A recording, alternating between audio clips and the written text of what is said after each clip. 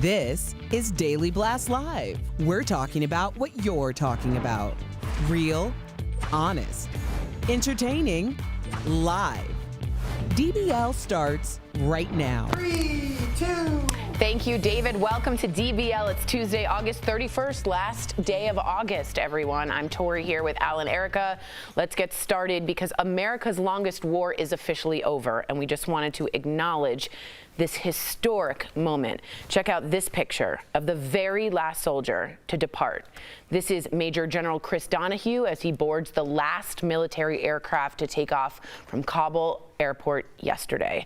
Now, according to the Pentagon, there are still several hundred Americans left in Afghanistan, and we here at DBL hope and pray that they all get out safely and that they are able to reunite with their families. Not an easy time for all of us. All right, here at home, we're seeing some of the aftermath of Hurricane Ida, and the devastation is left across Louisiana and Mississippi. A massive search and rescue operation is underway as crews try to reach people who are still trapped. There are reports that one man is missing and presumed dead after an alligator attacked him in the floodwaters at his home. In New Orleans, looters were seen ransacking stores. We're also learning it could be weeks before power is restored to the city. Now, yesterday we talked about 67-year-old Al Roker, reporting on the storm and potentially putting himself in danger. But check out what happened to another NBC News reporter, Shaletta Brundage. The rain has stopped. The wind is still going there. I think we even have a random person going around. I'm going to turn this way because, we deal with some people every once in a while. Craig, I'm going to toss it back to you because we have a person who needs a little help right now. Yeah. Hey. Okay, so real quick, if you didn't know, Shaletta Brundage is an up-and-coming superstar on MSNBC. He was reporting a white guy in a white pickup truck pulls up to the beach. A white guy runs out, if you watch the full clip, comes over and physically accosts him. Thank God he didn't have a gun. Al, your thoughts? I mean, I was talking to, I was on the road in my hometown of Cleveland this weekend, and, I saw this. I've talked to comics about this. People are very comfortable. I don't know if you guys can hear me. I think my mic's gone. Okay. Erica, you want to step in? Yeah. This is something that happens often to journalists who are on the street. It's extremely unnecessary. They're trying to do their job. I think about this all the time. I remember 4 years ago, I was in Minneapolis reporting on the state fair. So it was a very fluffy thing. And this guy approached me and proceeded to yell at me and call me fake news and all of these different things that he was talking about. And I'm standing there with a corn dog and I'm like, dude, I'm here to talk about this corn dog. Wow. Like, you'd really need to back up. And I remember our producer at the time, Joel, came running up to get in between the two of us because it was just so aggressive. And he's like, you're the problem. The media's the problem. And it's like, people have their opinions. Right. And obviously this is a very heightened time, especially to be in a place where, a natural disaster is striking. But you need to exercise a little common sense. And if you can't exercise common sense, we need people to protect we need the security. people who are on the ground. I agree. I completely agree. What do you think? And it was like about storm. It wasn't anything controversial even. So you think maybe we don't need security, but then you do. What I was saying was I was in Cleveland this weekend performing, talking to other comics, and I was talking about an incident when I was in Cincinnati, and a woman rushed the stage on me. She was blacked out drunk. I've had comics that have recently, like within the last couple of months, had shot glasses thrown at their heads. There is something going on. Anger. We see it on airplanes. We see it with reporters reporting on the weather, Erica. There is the barrier that used to be is no longer, and now people just feel free to do whatever because there have, to this point, been no repercussions. We're starting to see it a little bit with airlines, but until that man is charged with assault and who knows what else, he was unmasked. Who knows what he could have had on his person? He could have had a weapon. Oh my God, I know. They are actively searching for him, and if you go on Twitter, people are asking to look at the logo and the license plate. So they are actively looking for him. Found him. I know. Lastly, this is some of the destruction at Dukes of Hazzard actor John Schneider's Louisiana home and studio, and a tree totally smashed one of his cars. Wow, can you imagine the amount of force it takes to rip up a tree like that from the roots? Yeah, that's scary. Erica, have you been through a hurricane? Well, you almost were. We just missed it. When Grace was supposed to make landfall, we were in Mexico, and so. And be clear, this is a week and a half ago. Yeah. Right. Yes. Yeah. And so we were evacuated from our room, and thankfully we were because our room was destroyed. But it wasn't. The eye of the storm didn't actually come through. Wow. It was just how violent the winds and the rains were. So yeah, we didn't even know the first thing to do. I mean, I got floaties, for God's sake. I didn't know what to do. I mean, because it's such a crazy thing how all of a sudden, like, so fast. Everything changes like that. Yeah, the force is unbelievable. Yeah, it's a very serious situation. Yeah, we're thinking of all you out there. Well, this is another anniversary today. Today is marking the 24th year since the death of Princess Diana. Now, we all remember she died in a car crash in Paris in 1997. She was 36 years old. I'm 39. She was 36 years old.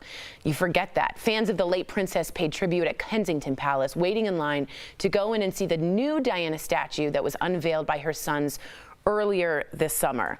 We talked about RFK and Sirhan yesterday, and most people out there remember where they were when this happened. Do you both remember where you were when Princess Di was killed? No. And I'm not saying that, the Princess Di wasn't like a key figure in my life, but she was in yours. So why don't you talk about that? Well, what was interesting to me is the disconnect between the Buckingham Palace and the people when she passed. And if you remember, it was just overloads of people putting the flowers. You remember this? The flowers went flowers and flowers. And the Queen refused to come out because there was some tension there. And the people were saying, this was our princess. This was our princess. You're not getting this. And finally, allegedly, Tony Blair, the prime minister at the time, had to go to Queen Elizabeth and say, you got to say something. You're missing this. She made the connection before Harry, before Meghan, that no one else had. And she was murdered so violently by the press, in my opinion. What do you think, Erica? I remember being at home and watching the coverage, and I remember the car. My parents talking about it. And in some respects, I mean, I'm 40, and in some respects, I learned about her from the time of her death backwards. Yeah, a lot of people did. Because I didn't make the connection as well. And when you learned about all of her humanitarian efforts, and now we know so much more about the monarchy and someone making that decision 24 years ago, ago, to step out and be their own person and to help other people.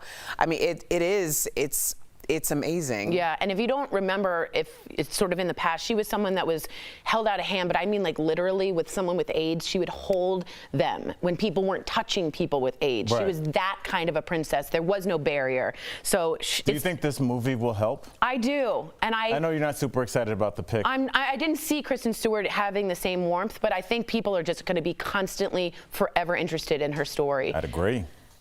Wow. All right, coming up on DBL, do women really say sorry too much? Sorry about that. We're talking about why it might be time for the ladies to take their power back. Plus, she was given a second chance at life and is now sharing how running can have a positive impact on mental health. You do not want to miss this really inspirational story. Stay tuned. Closed captioning provided by... So yeah, some people are also writing in Marcianne saying, oh, sorry, that wasn't Marcianne, John Venturini, about Mike Richards. If you didn't know, the host of Jeopardy has stepped down as executive producer also of Jeopardy after this entire debacle went bigger and bigger and bigger. And I think it just got bigger than Jeopardy, and they wanted to get rid of the story. And so he is out as of today. I know him. He's a really nice guy who... I'm not sure all this was necessary. That's up to each person on their own. What do you guys think? I don't even know if it's up to each person. It doesn't affect them. I mean, you could say this story got bigger in terms of him being the host. I can have that conversation. But do you know the executive producers on any other of Wheel of Fortune? No. Right. And would that prevent you from watching the show unless it was something egregious? I don't... Pat Sajak actually is really... Well, no. I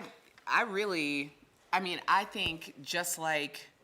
It's always been kind of like my thought that the reason why they didn't go with a bigger talent is because they didn't want someone to overshadow the show. Whoops. But then when Mike Richards became the story, then I can see how that would influence the culture on set, especially because it was so tumultuous. So I would imagine that he got a severance package. I would imagine that he was parachuted out. But who knows? He's also the executive producer still, I believe, at Price is Right. And it's true. Pat Sajak, the host of Wheel of Fortune, has made really radical claims about environment, climate change, and he seemingly is fine. So something happened with this Mike Richards. And, Claire Lapierre, if you read her article, she's the one who discovered the Random Show, his podcast. She said, honestly, what Erica said is true, is that what a lot of people felt was the culture itself at Jeopardy had changed so drastically with him that it became somewhat toxic for a lot of people. And if that's true, I understand that. And if the story got too big, I also understand that. But man, that guy went from here to here so fast. Yes, and I know he was compensated for it, but losing your reputation and your life's work. I mean, that's a lot. I don't like the direction this is going. Yeah. Daily Blast Live is kicking off our 5th year, and we're not slowing down. So get ready for more DBL this fall. DBL is always all new every day.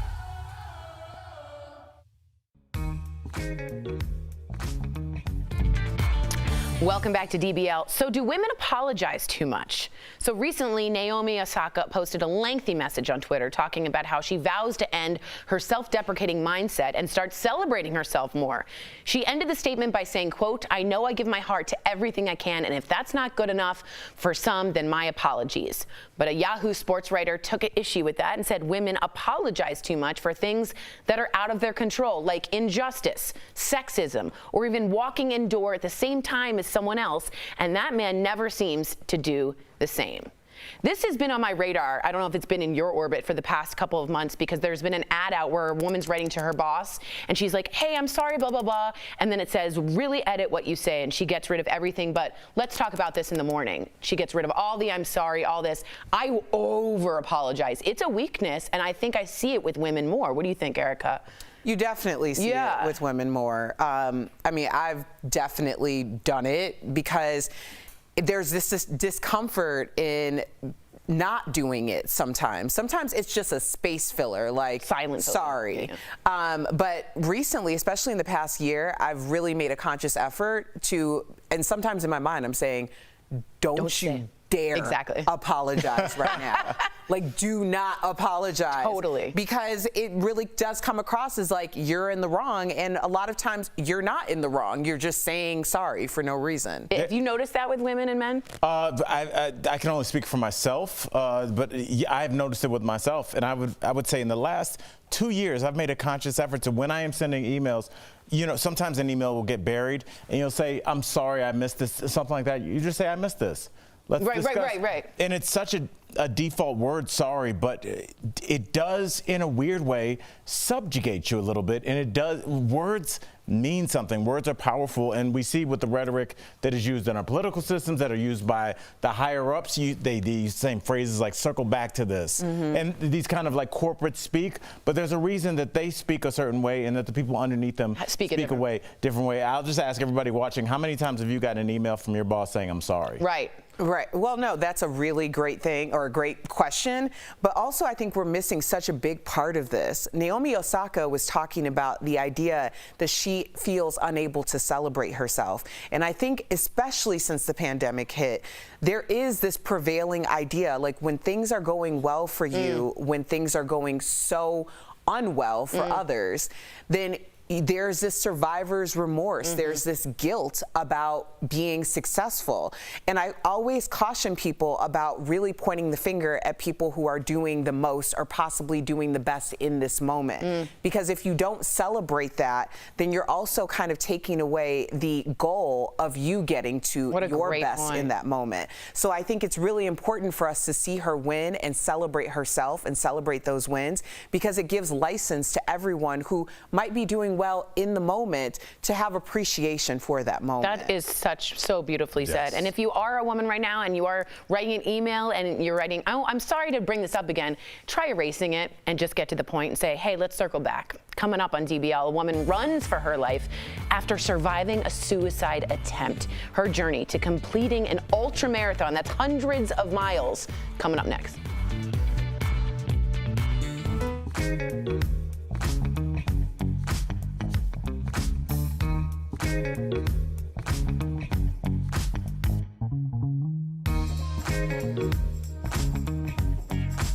Although it's still summer, some trees are acting like it's fall. Has fall come early? No, but some trees have been stressed by recent hot weather and lack of rain. This can cause trees to turn colors prematurely.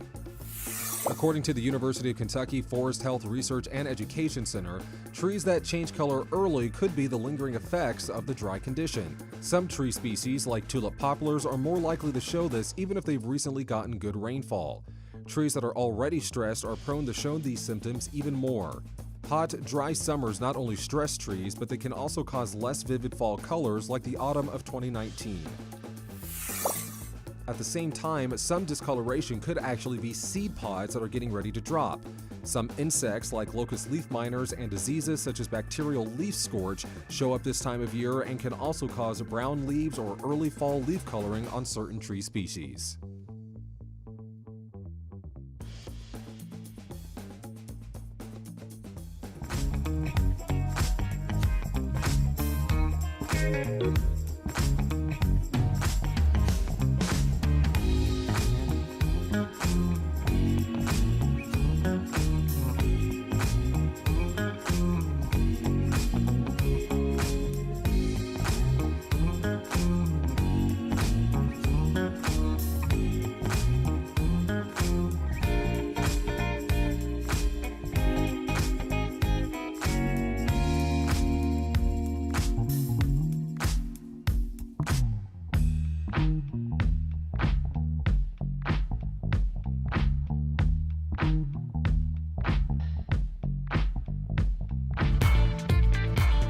Welcome back to DBL. One person dies every 11 minutes from suicide. That's a staggering stat that could have included Carol Sepulou. We talk with her in today's DBL Spotlight. A warning, this next segment may be triggering to some.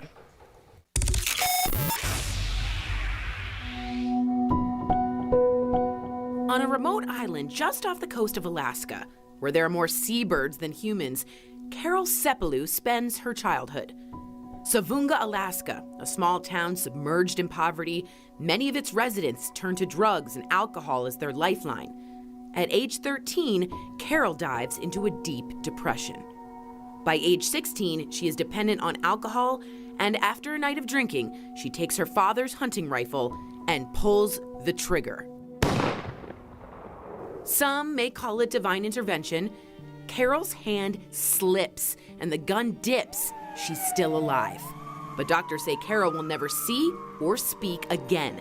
And for the next decade, she fights her way back. Her sight returns to perfect vision. Then comes her speech with the help of a trachea tube. She chooses to wear a mask as a form of comfort. In 2017, after choosing to stop her years of painful reconstructive surgeries, Carol's depression returns. A friend suggests she runs to escape. She starts by walking 2 painstaking miles. A year later, she's able to run those 2 miles. Today, Carol is an ultra marathoner where she runs hundreds of miles at a time. Carol is finishing up the 50K. It becomes her lifeline and her why. Coming into the finish. Carol, welcome to DBL. First of all, it's good to see you here. To help our audience better understand your truly remarkable recovery from your injury, take us back to the day when the doctors told your family what happened when you got to the hospital. Can you take us back there? So, they told my mother that I had a 50% chance of surviving. I woke up in the ICU and I wasn't sure what happened, and I motioned for a pen and a paper. The first words I wrote was, "What happened?" You know, after your suicide attempt, there was a moment in your hospital bed, and I want you to take us there. Take us there and tell us what happened. So in the ICU, I felt like I couldn't breathe, and I fell back into my pillow, and an old village appeared. And my great-grandmothers, they were sitting on the ground, and they beckoned for me. I went over to them. They told me that everything was going to be okay, and that I had to come back, that I was going to do great things. I listened to them, and I came back with a powerful purpose. That story means so much because you did go on to do great things. You are doing great things. You're an ultra marathoner. I mean, a marathoner in itself would be exceptional, but an ultra marathoner running hundreds of miles at a time. And during your 100-mile marathon, what was the hardest part for you? The first 70 miles are actually very fun for me. I love being outdoors for hours. But you get into a moment where everything starts to get painful and you just want to quit. I had that moment at mile 92 where I just started breaking down and crying. But I was out in the middle of nowhere, so I told myself, we need to get to the finish. And that's what I focused on, and that's what pulled me through. Let's talk about those dark moments, because I have a hard time not drawing a parallel between the emotional, mental dark moments that we have for mental health issues and also the physical dark moments. How do you find the light and just keep going? You have to have a goal to look forward to.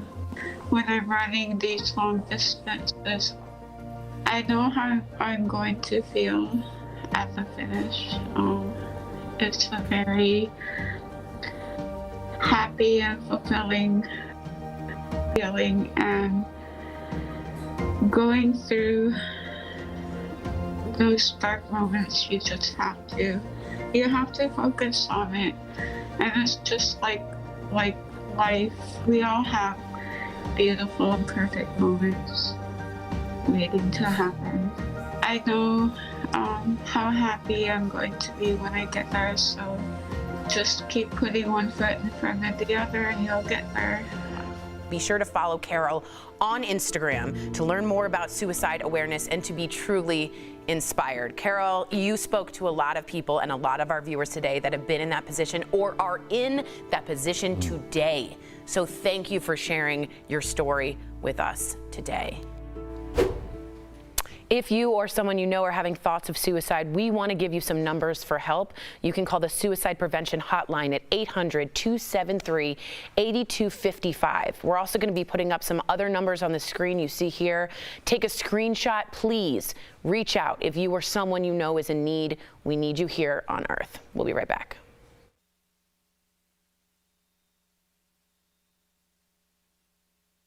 Promotional consideration is brought to you by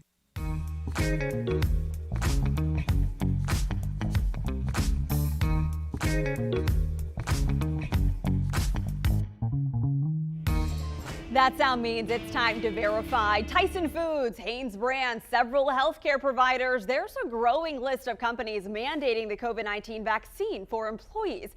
So viewer Daryl Whitaker messaged us asking, is it true a company could be held liable with OSHA if the company required you to take the COVID-19 vaccine? He sent us a screenshot appearing to be from the OSHA website.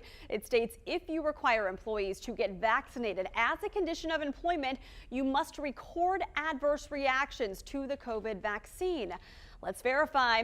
My sources for this are the Occupational Safety and Health Administration, known as OSH or OSHA. Also Jennifer Hagwood with the North Carolina Department of Labor, and Darren Howard, workers' compensation attorney at law for Dummett Frayden. The answer here is layered. First, OSHA. It sets and enforces standards for safe and healthy working conditions.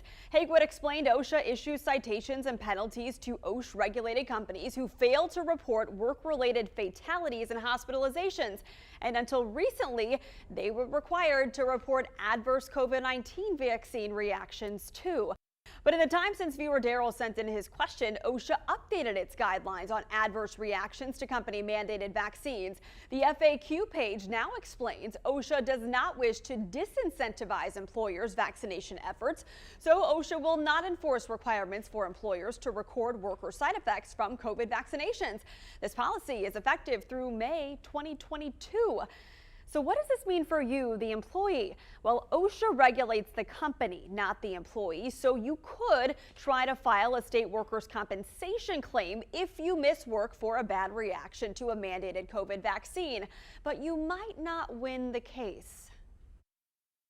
If somebody does receive the vaccine because it was mandated by their workplace, and that individual, if they were to experience negative side effects down the road, that, in my opinion, is not going to be a claim in North Carolina. that would be an individual claim or perhaps even a class action claim against the pharmaceutical company that developed the drug itself, or the vaccine, I should say. And remember, most states, including North Carolina, are employment at will states, meaning employers can mandate employees to do certain tasks like get the COVID-19 vaccine. In conclusion, we verified the claim OSHA is requiring companies to report mandated vaccine side effects is false. They don't have to do that through next spring because OSHA's priority is to encourage vaccinations. And while you, the employee, can pursue other avenues of liability like workers' compensation, decide if it's worth the time and cost for potentially little to no payout. Attorney Howard noted you're far more likely to hold an employer accountable if you can prove you contracted COVID-19 in the workplace. That's why you could see more companies mandate or at least incentivize the vaccine. With your Verify, I'm Megan Malaris.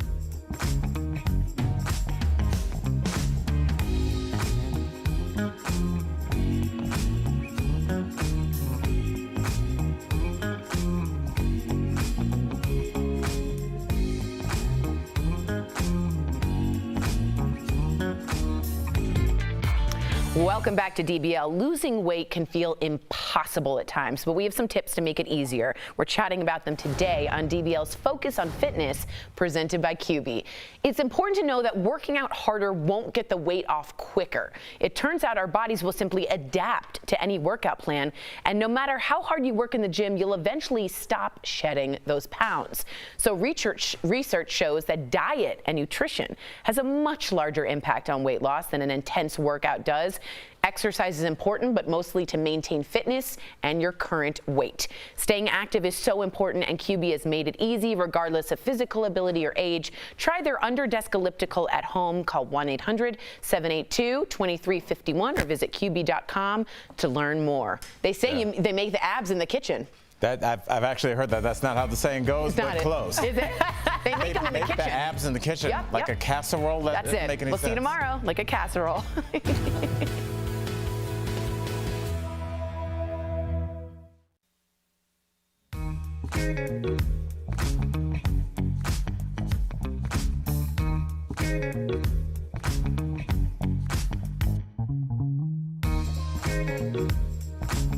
Verify here with your fast fact.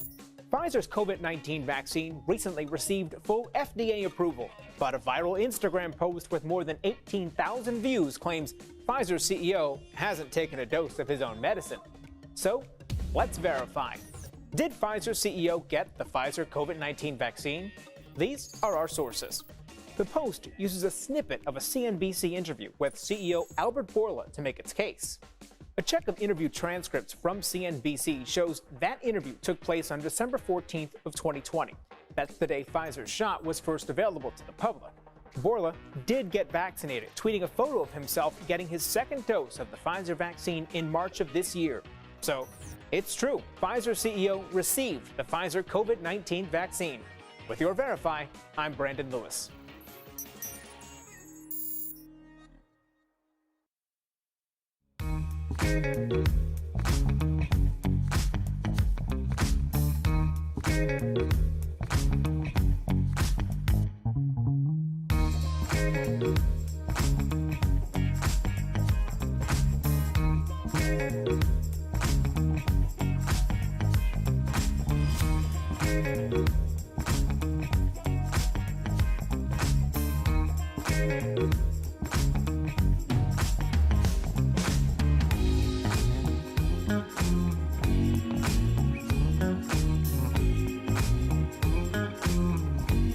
Here's what we're talking about today on Daily Blast Live. Thousands face weeks without power while dealing with Ida's aftermath as a reporter gets accosted by a very angry guy on live TV. Hey. A mom who fulfilled her son's only birthday wish to get the COVID vaccine will be here live. What he said to convince her to do it after months of hesitation. And a woman's vacation to Tonga turns into an 18-month ordeal thanks to COVID. It was incredibly isolating to be thrown into that. Real, honest, entertaining, live. DBL starts right now. 3, 2. Welcome to DBL. It is Tuesday, August 31st. I'm Sam here with Al, Jeff, and Erica. Let's get started. So first and foremost, America's longest war is officially over, and we want to acknowledge this historic moment. In fact, check out this picture of the very last soldier to depart. This is Major General Chris Donahue as he boards the last military aircraft to take off from Kabul airport yesterday.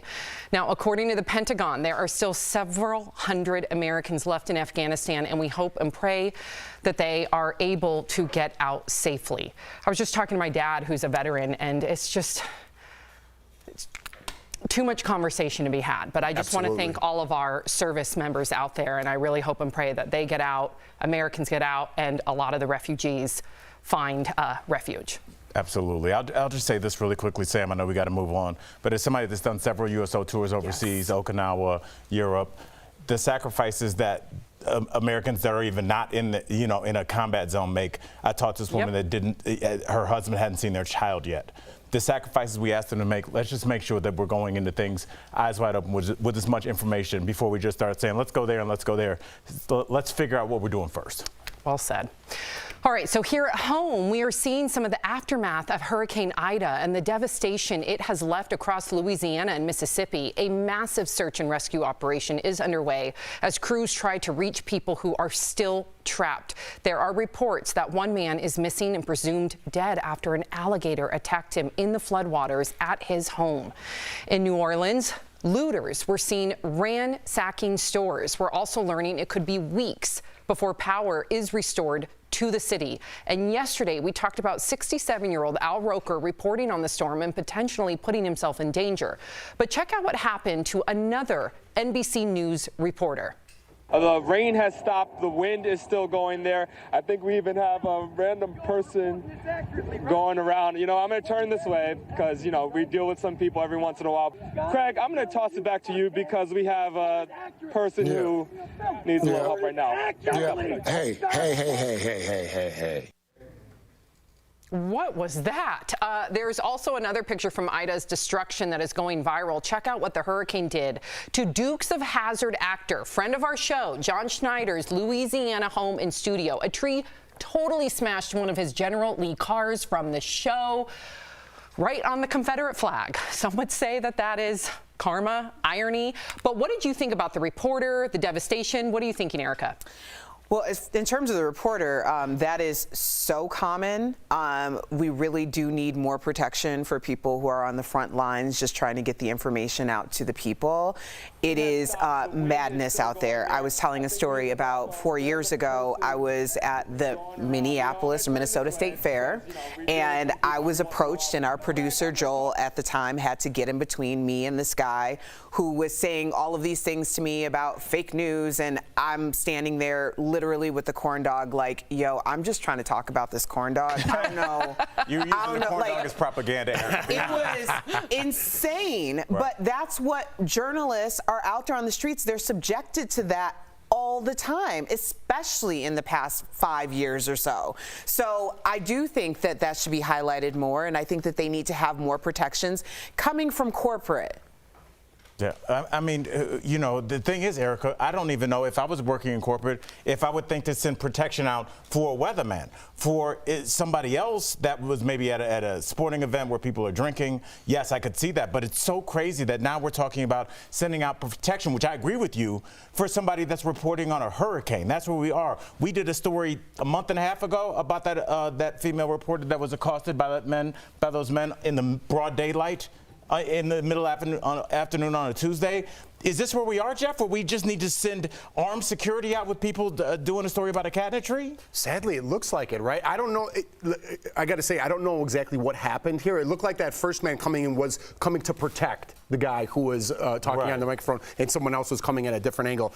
I've done a lot of man on the street stuff, and we've been even downtown in Denver. I mean, so much fun. But there also is like crazy people, right? That just want to be on camera or want to shout something or think you're there for the wrong reason. So, I mean, just take the pulse of social media. People out there are angry about what? Everything. Yeah. So you do have to be careful, and we do have to pay more attention. And emboldened. Absolutely. Very. Okay, so today, if you guys remember, it marks 24 years since the death of Princess Diana. She died in a car crash in Paris in 1997. She was 36 years old. Now, fans of the late princess paid tribute at Kensington Palace, waiting in line to go in and see the new Diana statue that was unveiled by her sons earlier this summer. Do you all remember exactly where you are when you found out Princess Diana, unfortunately, tragically passed away? I was at home. We were getting ready to leave for a trip like the next morning, early the next morning. And I remember my mom sitting down and watching it, my dad coming in. And I've said before, but I feel like I'm 40 and I feel like I learned about Princess Diana starting the day of her death. And then I was more brought into who she was, what she did. Before that, I really couldn't tell you if Princess Diana was somebody who I thought about in terms of like pop culture, but ever since that day, she has been. I actually went to where the crash was, right? Like where it happened. And it was, I think it was on the anniversary. This was a long time ago when I was in Europe. And there was memorials there, and it's still going on to this day. Every year, they still remember Princess Diana. And now with the movie coming out, it's going to get even bigger. What do you think she'd be doing right now if she were still alive? I think that she would hopefully find some empowerment with what Meghan Markle is doing, and maybe we wouldn't even have the Meghan Markle situation, because it seems like they obviously had a lot more control back then about the narrative that was put out. But it seemed like she was visibly unhappy from time to time, but the palace was able to put that down. I don't know if we would have a Meghan Markle and we would have our idea of what we look at the monarchy as if she had lived long enough to kind of speak out and have more avenues to do so, social media, interviews, such like that. I think she would have redefined it. I agree with you. Yeah. And I definitely think philanthropy, right? Where were you? I remember I was 17, I was babysitting, and I'm kind of with Erica. I knew of her, but I remember watching the news constantly. I just put this child down named Little Man. I put Little Man down, and I was watching the news, and I just could not believe the trauma, the tragedy. And then from there, as different experts were speaking on her and her philanthropy, that's how I learned about her, unfortunately, through her tragedy. But may she rest in peace. Coming up on DBL, Naomi Campbell is talking about the sacrifice she made for her career instead of focusing on finding a soulmate. But can you have both? And Dr. Coley here in the studio. She's weighing in on the latest health headlines. Plus, a mother gets the COVID vaccine after her son told her it was his only birthday wish. How she's hoping her story will help others who might be hesitant. Closed captioning provided by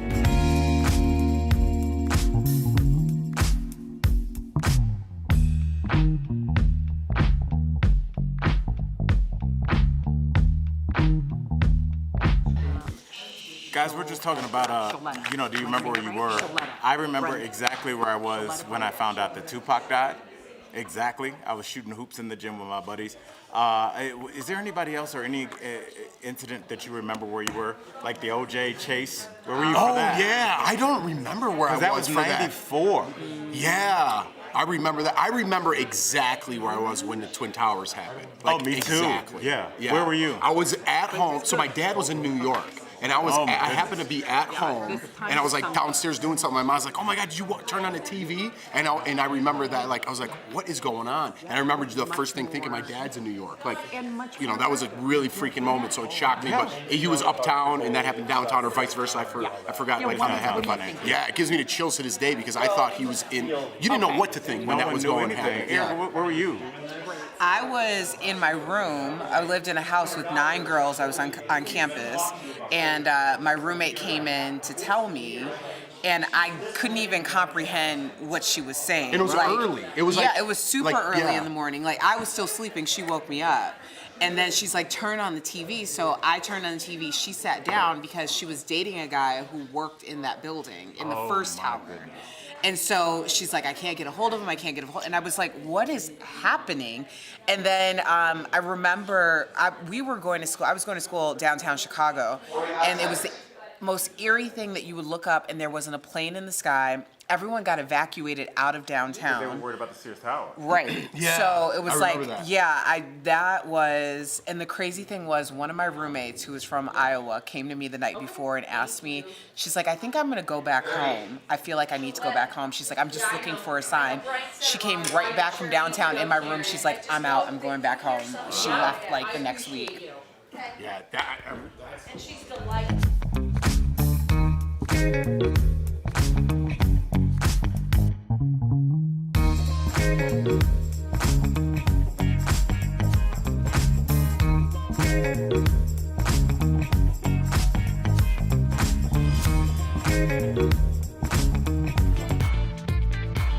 Welcome back to DBL. There are a lot of people out there who are still afraid to get the COVID vaccine. And our next guest was one of those people.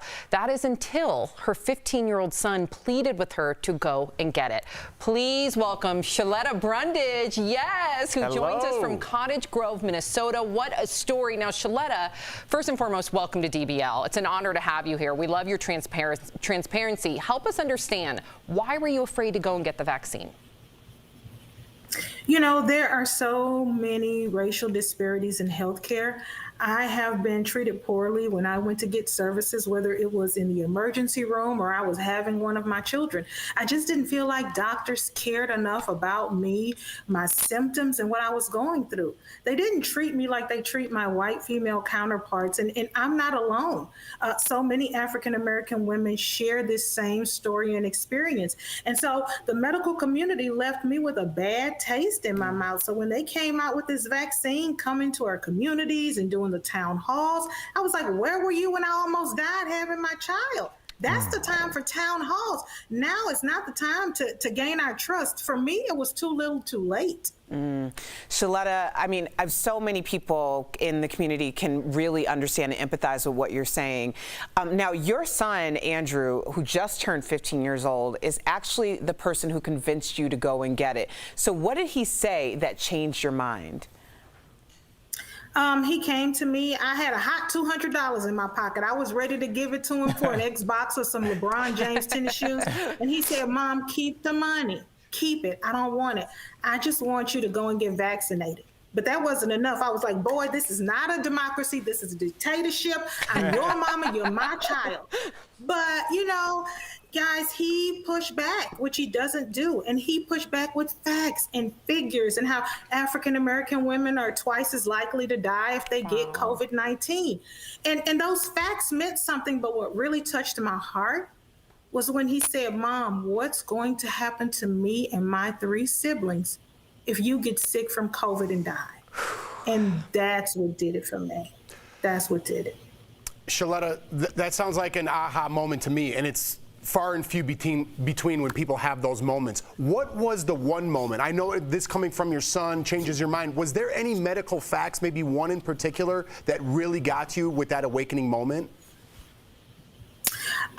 You know, when we start talking about people who look like me dying, you know, twice as much as anybody else, that really touched my heart. That frightened me more than than the shot, because I really was fearful. I really was afraid, not just the needles, but what's in the shot. And you know, we all talk about we don't have enough information, but you know, folks are dying by the hundreds of thousands. And I did not want to be in that number, but it was really emotional for me. You know, when my son said that, you know, he didn't want his special needs siblings to not have me around to take care of them, that meant more to me than anything. And then he starts talking about my husband possibly getting a new wife, and she may be younger or prettier than me, and that she would have to come in and raise the kids. And I was like, oh no, get it right here, baby.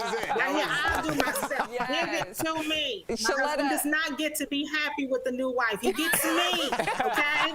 I love it. And good job raising your son, because you clearly gave him the tools to stand up for what he believes is right. And clearly he did. So bravo, Mom. Now, we do have a doctor that has been a regular on our show for the past year. She's an expert, and she's in the studio, and I see her, she wants to ask you a question. She's been listening to everything that you're saying. So Dr. Coley, we have Dr. Coley, yes we do. What would you say to others who are now afraid to get the vaccine? So, Shaletta, I want to start just by thanking you for sharing your story, because honestly, it's inspired me. And as a woman of color, despite being a physician, I feel like I have faced a lot of the same barriers with the medical system. So thank you. But as a physician, I'm really inspired by the fact that if I keep knocking at that door, people will open. So please help me understand, what would you say to others after you've lived through this experience who might be hesitant to get the vaccine? I would say do it afraid. I would say do it afraid. Do it for your kids and your community. I thought if I stayed in the house, if I stayed double masked up and kept my gloves on, right, that would be enough. But COVID is not going away anytime soon, and I have to do my part to keep our numbers down and keep our community safe. And it is so important that I do my part. Everybody has a role to play. It's not somebody else's responsibility. And we have to do this afraid, no matter how we feel, because we have to be here for our kids and our community. The thought of that needle and that vaccine didn't frighten me as much as leaving my 4 children here by themselves if I died. I'll take the shot any day of the week. But we have to really address those concerns and those fears. They're valid and they're real. I'm still afraid. I'm still afraid. I have another shot to get. As you know, I got the Pfizer, so I have a second dose, and I'm still afraid, but I'm going to step out on faith and have the courage to change course. Wow. Do it afraid. I love that. I might steal that from my patients. Wow. Dr. Coley, thank you so much. And Shaletta, we really appreciate you. Amazing. Thank you for your transparency, your advocacy. To our viewers, if you want to hear more from Shaletta, she does have a podcast that you can check out at ShalettaMakesMeLaugh.com. We got a little sneak peek of how comedic she is. We appreciate you. Thank you so much. Thanks, Shaletta. Thank you for what you do. I love the show. You guys are amazing. Thank you. Goodness. Stunning in that blue. We'll be right back. Somebody had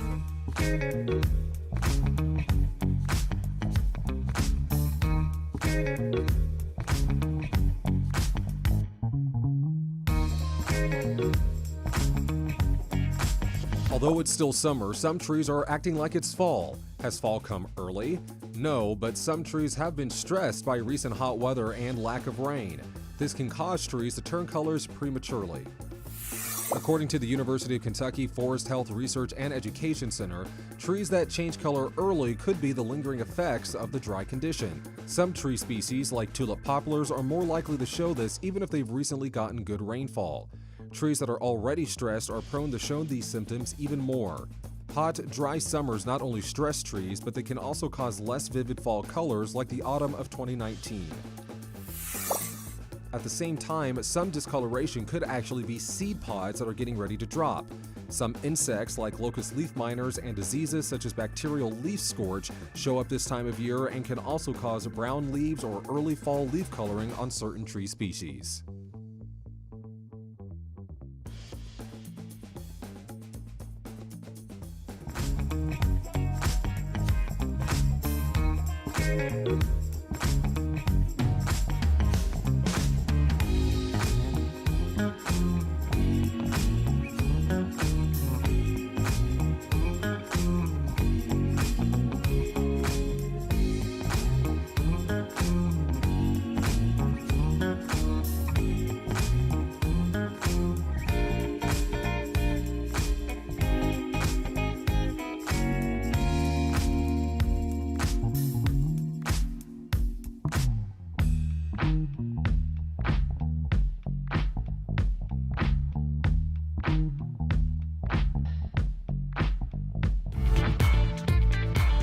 Welcome back to DBL. Because of the Delta variant, people who are unvaccinated are 2 times more likely to end up in the hospital if they get COVID. So, Dr. Coley, we just spoke with a mom who finally got vaccinated because her son wanted that more than anything else. You just spoke to her as well. Although more people are getting vaccinated, the CDC says that hospitals are seeing more vaccinated people with COVID, especially those who are 75 and older. So why are more vaccinated seniors ending up with COVID? And is it because their vaccinations are wearing off? Yeah, so there's two reasons for this. Part of this, yes, their vaccine efficacy can go down over time depending on which vaccine they got. As we know, there are different protections. But the bigger piece of this, you guys, is the amount of infection in the community. And that's what makes me angry. As a vaccinated person, my risk depends on somebody else's decision to not get that vaccine. And if this infection had gone away in our community, we wouldn't have to worry about vaccinated people ending up in the hospital. So that's the big reason. So, Dr. Coley, we also want to talk to you about some other medical news. Maybe I'll just read off the card so I'm not looking at you when I ask this question. Researchers discovered a potential breakthrough for cancer, and they found a way to slow down the growth of cancerous tumors. Break this down for us. Could this ultimately be a cure for cancer? Yes, but let's not put the cart before the horse here. So this is how all drug development happens, you guys. We look through the gene, we see what it is in the mechanism of the way the cells are growing that we can interrupt to block the cancerous growth. Then we test it in animals, which is where this is at this point. It's in mice. It's shown efficacy against breast, pancreatic, lung cancer, all the really bad kind of cancers. But then we have to bring it to humans, phase 1, phase 2, phase 3. So we're still a bit away from a cure, but it's really inspiring to me to follow the science, because I feel like cancer is one of those opponents we haven't been able to conquer yet, but if we keep chipping away at it, one day we will. Wow. All right, well, let's talk about something that people look forward to, which is retirement. Everybody wants to retire, but then, and I've heard this from people in my family, they want to retire, but they're worried that once they retire, their brain won't be as sharp, and so they're putting it off. So what are some ways that folks can stay sharp even like post-retirement? Yeah, so a lot of my friends are trying to retire by 45. Ooh. That's the new it thing to do. They invest in Bitcoin early? Like, Yeah, and then start your life after. Doctor friends. Right? School. Stay in school. You know, I think all those years of school made them feel like they missed out on life, so they want to just hurry up and finish their career and start retiring. But to answer your question, Al, when you retire, a lot of things change. Number one, social interactions. You're not leaving the house as much, and a big part of how our brain works is this, talking to each other. And our brain is very much a use it or lose it organ. Wow. So if you're not engaging your brain actively, and I am the first person who veggies out on a Friday night in front of the TV, but that is not how we engage our brain. We engage our brain by doing puzzles, by reading, by interacting 2 ways. You're going to start to see the brain function go down because those neurons are not firing as much together. Of course, exercise, getting plenty of sleep, not drinking as much. No. I would look at Tori if she was here. Yeah! Let me check Jeff's mug real quick. And I heard college football is also good for the brain too, right? Playing college football? Not just watching it because the season's about to start. Only if you're running around with the football yourself because of that exercise. It improves the What about the passive viewers? No, just like us. Oh my gosh, I love you, Dr. Coley. What about us? We're sitting right here. Of course I love But she you, made a good job. But she's here a lot. You could have said us too. I was going to. Well, now it doesn't mean as much. I think she might love you a little less than me. Dr. Coley's one of us for sure. Definitely. Oh, she fits right in. Thank you, Dr. Coley. Thanks, and Doc. to our viewers, if you have a medical question that you want answered by Dr. Coley, write us on social media. You can also email info@dailyblastlive.com. We'll be right back. Promotional consideration is brought to you by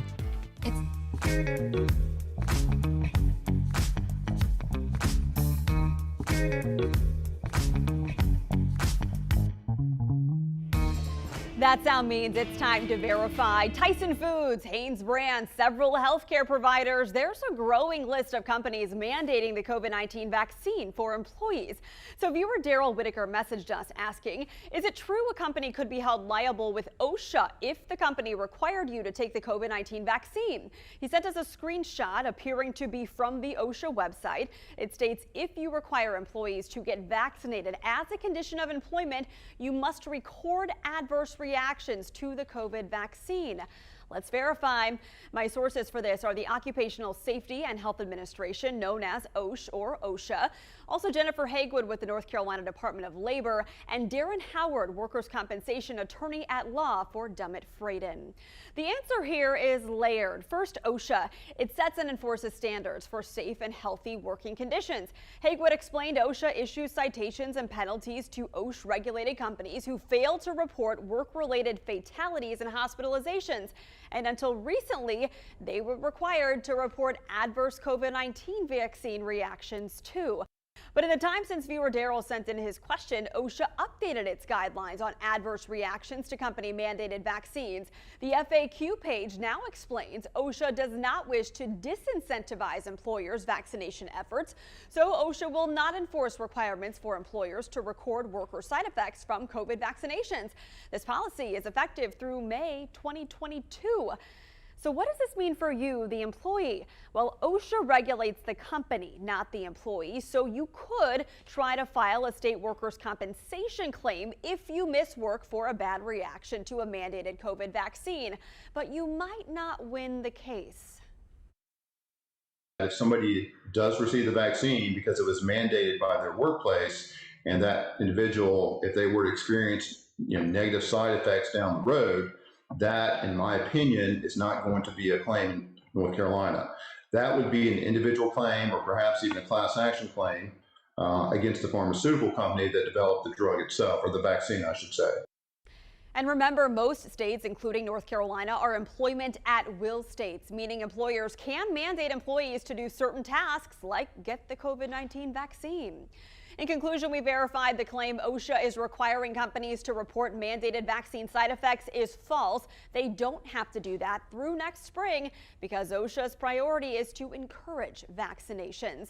And while you, the employee, can pursue other avenues of liability like workers' compensation, decide if it's worth the time and cost for potentially little to no payout. Attorney Howard noted you're far more likely to hold an employer accountable if you can prove you contracted COVID-19 in the workplace. That's why you could see more companies mandate or at least incentivize the vaccine. With your Verify, I'm Megan Malaris.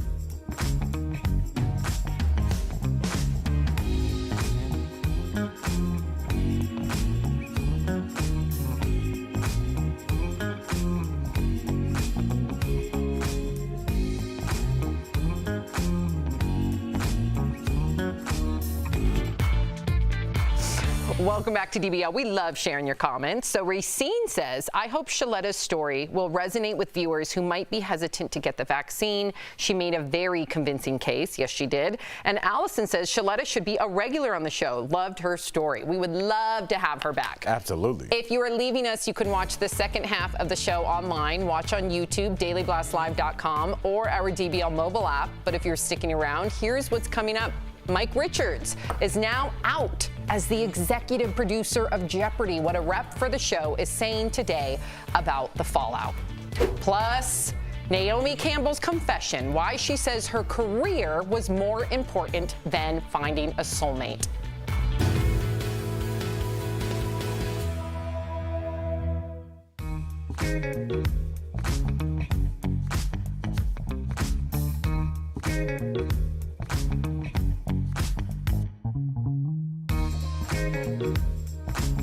Verify here with your Fast Fact.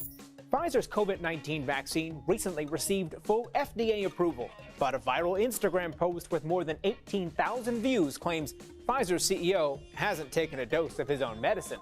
So, let's verify. Did Pfizer's CEO get the Pfizer COVID-19 vaccine? These are our sources. The Post uses a snippet of a CNBC interview with CEO Albert Bourla to make its case. A check of interview transcripts from CNBC shows that interview took place on December 14th of 2020. That's the day Pfizer's shot was first available to the public. Bourla did get vaccinated, tweeting a photo of himself getting his second dose of the Pfizer vaccine in March of this year. So, it's true, Pfizer CEO received the Pfizer COVID-19 vaccine. With your Verify, I'm Brandon Lewis.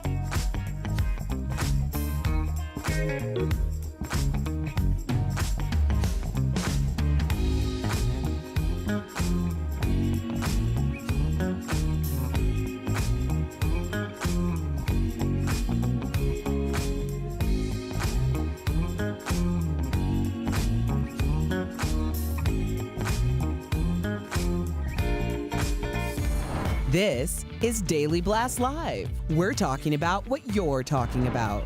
Real, honest, entertaining, live. DBL starts right now. 3, 2. Welcome to DBL. I'm Sam here with my friends Al, Jeff, and Erica. Let's get started. So Mike Richards, you guys, has lost another job. So he's been fired as Jeopardy's executive producer. Last week, Mike stepped down as the new host of Jeopardy. Now, after a series of scandals involving him came to light, now he also, as the show's executive producer, has lost that. A rep for the show said they had hoped that when Mike stepped down as host, it would have minimized the disruption and internal difficulties behind the scenes, but clearly that has not happened. Another little tidbit of information. Apparently, according to a number of different sources in the New York Times, on August 19th, crew members confronted Mike about his past behavior and said it had impacted the show's reputation. They were not happy with him, and then he stepped down, or he was let go the next day. Listen, I just want to clarify, say what you're going to say. Are we just talking about his comments from the podcast, or were there other things that I missed? I assumed that's what the nexus of it was, right. But I don't know. There might be other things ongoing. I'm not sure if it's just from the comments on the podcast. This is ridiculous, but I do have more to say. Remember the legal accusations of but he was never convicted behavior, but there were settlements, and apparently, according to the crew, Erica, they said his past behavior was not healthy for the culture within their set, in so many words. What are you thinking? I think that that's more substantial and holds more weight, that you have people on set that feel that way and have come together to say that. I think that's really the reason why he's not there. When you're in a position like that, you are kind of the nucleus of the culture. When people's lives and livelihoods and careers depend on you and your thoughts and feelings and how you move about the cabin, that holds a great responsibility. Now, I agree, like the podcast comments, do they hold as much weight as some of the other allegations that people have been canceled for? I don't believe that they do, but ultimately, it's about the culture on a set, and Jeopardy was like one of the least problematic programs in the history of television. So the idea that one person would be the genesis of all of these issues may mean that it was just time for him to go. It's just funny to me how it was okay when they were winning Emmys, and he won an Emmy as executive producer, but now he can't be host or executive producer, which brings up my next point. I always make fun of people who talk about double jeopardy because they think they know the law, but they really saw the movie. Right. I'm going to be one of those people right now. How many times do you want to be convicted of the same crime? If it was for the podcast comments, he was fired as host. So now his new job, or his old job, he went back to as executive producer. Now he's fired twice for the same job. What's next? Can he have he is truly being canceled. We want to sweeten it up with accountability culture. This is cancel, and they're running him out. No one's going to hire this guy as executive producer of their show, and you're being canceled. And for comments you made on a podcast, every single person in this studio could be canceled right now for things that they said 20 years ago. But I agree with you with the comments on the podcast, because the way we joke around with one another off camera, totally agree. And podcasts are supposed to be unfiltered. But let's remember, there are a number of sexual harassment allegations, accusations that did get taken care of, so to speak.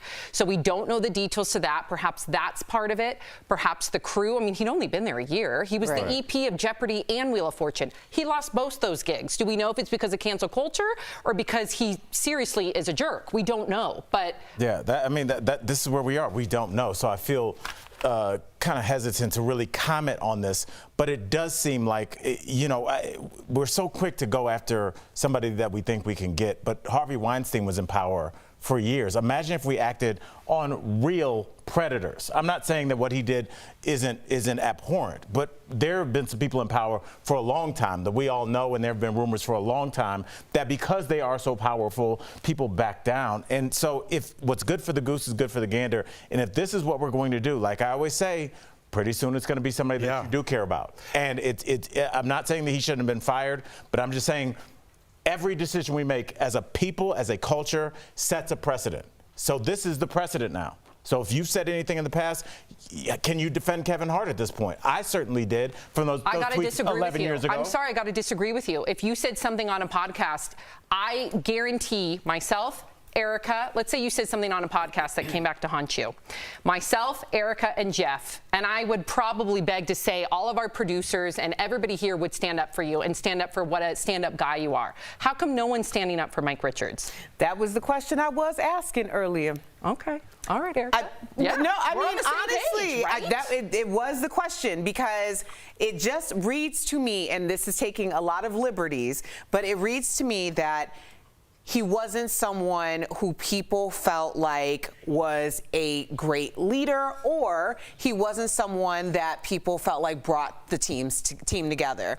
And that little leakage of the story about what happened on August 19th, I think that people were looking for. So when this stuff started coming in, like this man's getting elevated, everybody's had that situation where somebody comes in and you're like, how did you get here and how are you going anywhere? You know, like, because they're just not a substantially great person, and then all of a sudden comes out and everybody's like, I told you, I knew it. That's what it sounds like to me. Interesting. Chime in, DBL Nation. We always love to hear from you as well. Okay, so have you guys seen all the PDA photos of Kourtney Kardashian and not Scott Disick, but Travis Barker? Well, apparently Scott has a problem with it. So Kourtney recently posted this photo of the two kissing on a boat in Italy. They've also been photographed getting cozy around the country. But Scott apparently thinks it's a bit too much and reached out to Kourtney's other ex, Eunice Benjima, on Instagram to get his thoughts. So Eunice ended up sharing that alleged DM, putting Scott on blast. Scott wrote, quote, yo, is this chick okay? Bro, like, what is this? In the middle of Italy? Eunice then replied, quote, doesn't matter to me as long as she's happy. P.S. I ain't your bro. Woo! It appears Travis has responded to all the drama. He shared this Goodfellas meme of Ray Liotta's character laughing hysterically. Jeff, you're laughing. I'm laughing at Ray Liotta. I could care less about the other stuff. That was a good, like, little comeback for Kourtney Kardashian and Travis Barker. I think they're in love, good for them. They're putting on a little bit of a show. It's a little bit too much. I get it. You know what I mean? But that's their job to put on a show. Yeah, but I mean, come on, enough with holding hands when you cross the street. No, they're not holding hands. I know. Full on. That's what I'm saying. Like, get real, okay? No one's doing that. I haven't followed the Kardashian journey very intently, but this seems a little out of character for Kourtney or Travis? For Kourtney, we're all up to date on this Isn't story. she the one that's like a little bit more under the radar? I think Travis, to your point, when Kourtney was with Scott, we didn't see this side of her, right? So this could be very sobering for Scott as well, and I use that word respectfully. This could be, because I know that he's battling with sobriety, but this could be almost like a knife in the back, knowing that she never was like that with him, and then, I wouldn't want to see my ex making out with people left. That's not a knife in the back. That's a knife somewhere else, because nobody wants to see somebody get hotter than they ever got with them. So I'm telling you now. I can only imagine how jealous Scott must feel. I'm not hating on Kourtney. I think Kourtney's living her best life. Go Kourtney. However, I think Scott is not happy about seeing these photos. In a relationship as well with a young woman. With a very young woman. Yes, with a very young woman. And I'm just wondering how she would feel, or how you or our audience would feel, if your partner is so fascinated with their ex that they're texting their ex's ex about what's going on with their ex. It's like a misery loves company. Yeah, it's just like, shouldn't you be focused on me? What are you doing DMing this guy that you clearly have no relationship? I'm not your bro. They do share kids. How would you feel if your kids saw those photos of your ex? That's not I can't control that. That's not my business. And I know anybody that does have an ex knows that if you want to make sure you throw some gasoline on what is a little fire, is then you start telling them how to behave with their current partner. That's not going to work, playa. So I'm just telling you right now, like I hope he knew that was going to end badly, and it certainly did with the Ray Liotta meme. the Ray Liotta meme. That was, I love it. that was great. That Case was closed. good. Okay, so Naomi Campbell says she sacrificed love for her career. Speaking to The Cut, Naomi said that she sacrificed finding her soulmate, or quote, someone who really understands you, for her career as a jet-setting supermodel. Naomi has been linked to stars like Leonardo DiCaprio, Usher, Robert De Niro, but has never married. She did become a mom to a baby girl in May. Erica, what do you think about her sacrificing love in order to chase her dreams? I think we all sacrifice something. So I just think it's a little jarring to people to hear, especially Naomi just turned, what, 50? So I think it's jarring for people to hear a woman say that she's kind of a pioneer in that regard. Not very many women chose that particular sacrifice, mainly for socioeconomic reasons. I think it's very interesting that we're having this conversation because sacrifice looks very different to different people. For me, I knew I had to pursue my career. If I didn't pursue my career, then I would be not a great partner to whoever I was supposed to be with. I would not be a great mother ever because I haven't done something that has always been on my heart and soul to do, and I need to see that through. So there were no, I could never trade one thing or the other when people are like, oh, you're supposed to get married and settle down and have children. And I'm like, but I'm incomplete as of now. So I think that's a very important conversation for people to have with themselves. Yeah, go ahead, please. No. I was just going to say, Jeff, and I was going to ask you. I don't know, because we're talking about the life of a supermodel, and people will be like, oh, well, I can't relate to that. But I think we all can. I think the way that our society, as Americans at least, is set up, we're in a situation now where not only do both parents have to work, but usually the term side gig, which was used just a term in hip hop, I saw it on a billboard the other day. That's how many people relate. So now you and your partner now have 4 jobs for 2 people. So if you do have kids, do you really? Because you don't see them. So there's a weird thing here where you're always going to have some regrets as a parent, but at the same time, you're like, yeah, I missed your game because I'm preparing for college, even though you're in the 4th grade, and college is going to have 2 commas in it by the time I get there. So, Jeff, what do you do as a parent? You're a married man with 2 little ones? Well, hopefully you make that decision before you're a parent, right? So you know what you want, and once you become a parent, hopefully it all aligns. It did for me, luckily. But when you're going after a goal in life, you got to put other things in the back burner. And sometimes it's family members, sometimes it's your best friends, sometimes it's your partner, right? And you got to do that if you really want to outwork the person next to you. Put in the time, put in the hours. It's not that you don't love somebody that much. It's that this is what I'm focused on having for the rest of my life, and you got to go for those goals. People don't understand that, right? They just think things fall in your lap and you do this and you don't have to work and everything comes at the same time. No. You got to go after it. You got to work for it and then sacrifice some other things in your life. I actually think it's very selfless of her because, sometimes we see it backwards, right? Dr. Coley was here earlier saying that a lot of her colleagues are retiring early because they put in the time early on when maybe I was goofing off in my 20s, yada, yada, yada. Maybe? Yeah, I don't think so. Okay. It's okay. Well, that's long. Shout out Saddle Ranch. But I got Good, you got your fun. I got my fun out of the way. So if Naomi Campbell was dedicated to working, jet setting, doing everything she has to do, that's selfless because then she's not stringing people along. Jet setting is selfless? Well, jet setting comes along with territory. We appreciate her service. With a supermodel, you go ate from that caviar for us. No, you go from Paris to London. Like, it's exhausting. I know. Imagine. Tell me about it. Sleeper beds, it's the worst. Don't you dare. Sam, I got your back. Don't dismiss her I'm down hustle. for that, but I'm just saying jet setting. Supermodels have to go from city to city to city. Do you have any Kleenex under there? What? At the Crimea River. They have a great life. Yes, that's a sacrifice. Sorry, you flew private for 100 years. It's okay. Coming up on DBL. Our interview with a woman stuck in Tonga since the beginning of the pandemic. Is she getting any closer to coming home? Closed captioning provided by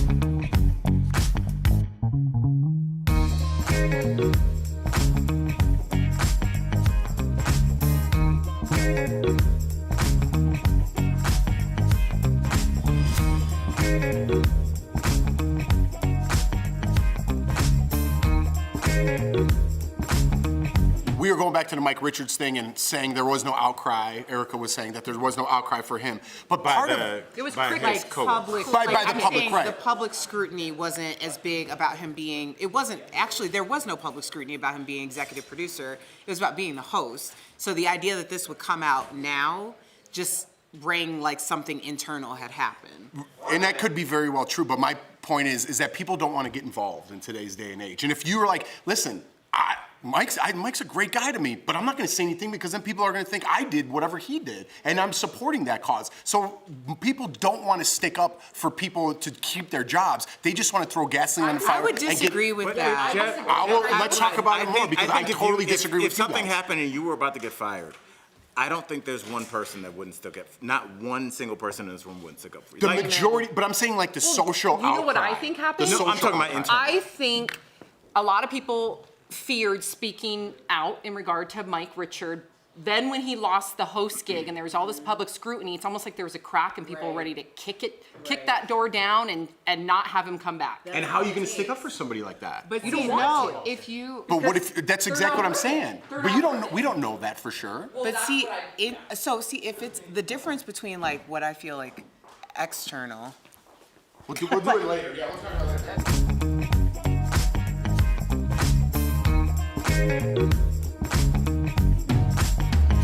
It's taken me a long time to get a plane out of here. One, because it's pretty expensive, and two, because there was actually no airline for a long time. When I first arrived, and after the pandemic first started to hit, the national airline, it just went bust. Welcome back to DBL. Imagine going on a weekend trip only to get stuck there for over a year. That happened to Zoe Stevens, who you just saw. Zoe has been stuck in Tonga, a paradise island in the South Pacific. But is it really paradise when it's been 18 months away from home? Earlier, we spoke with Zoe to see what the past year and a half has really been like. That's today's DBL Spotlight. Hi, Zoe Stevens. Thank you for being on DBL and sharing your incredible story. Bring us to when it happened, right? The beginning of the pandemic. You flew to Tonga last March, and you were only planning on staying the weekend. What happened? Oh man, it's a long time ago now. But basically, yeah, I arrived here, and the day that I arrived, the borders completely closed. So there was no way to get out.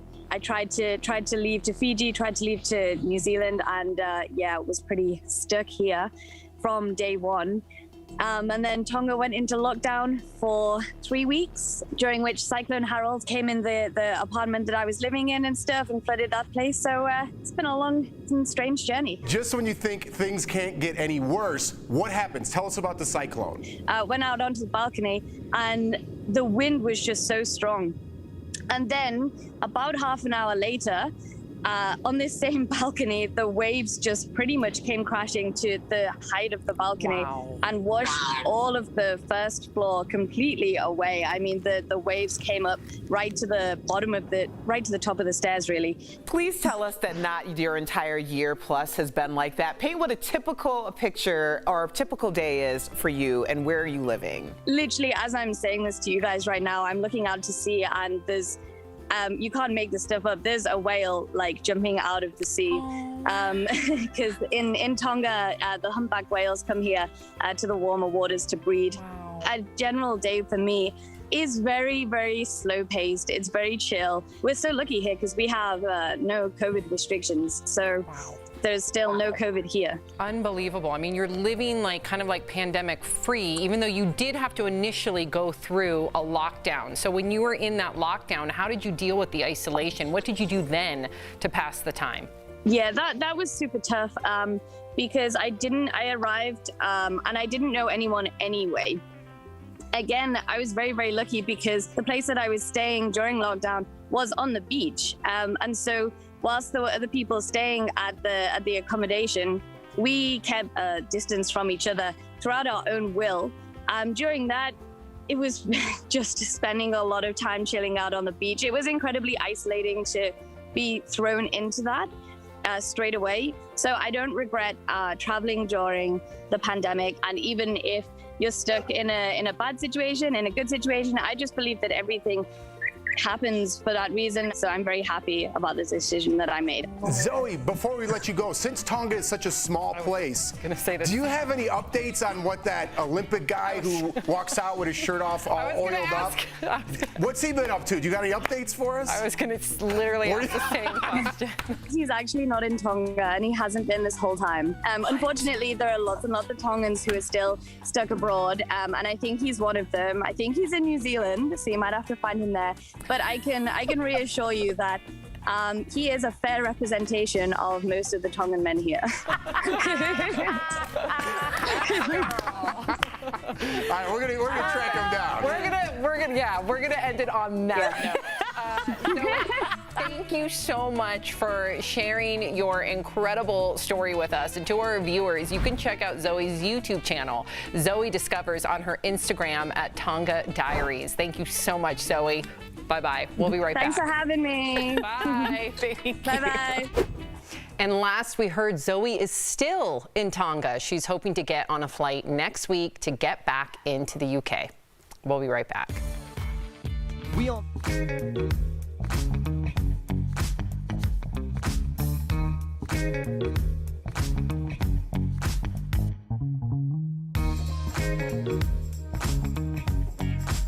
Although it's still summer, some trees are acting like it's fall. Has fall come early?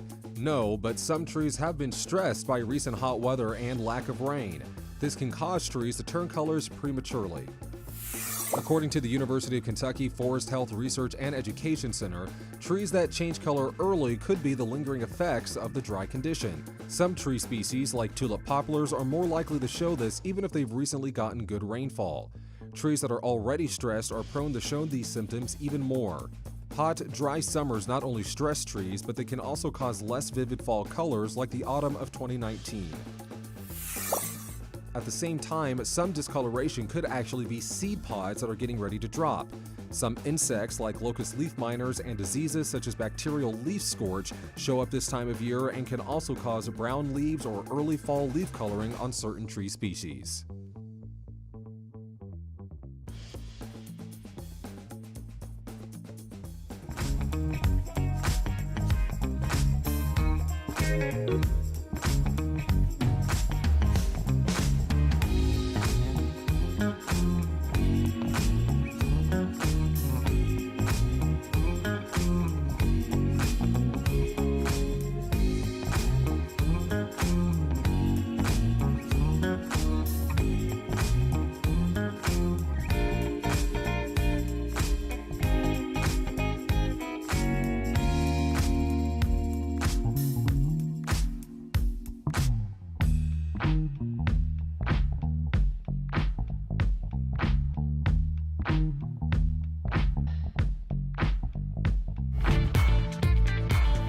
Welcome back to DBL. Losing weight can feel impossible at times, but we have some tips to make it easier. We're chatting about them today on DBL's Focus on Fitness presented by QB.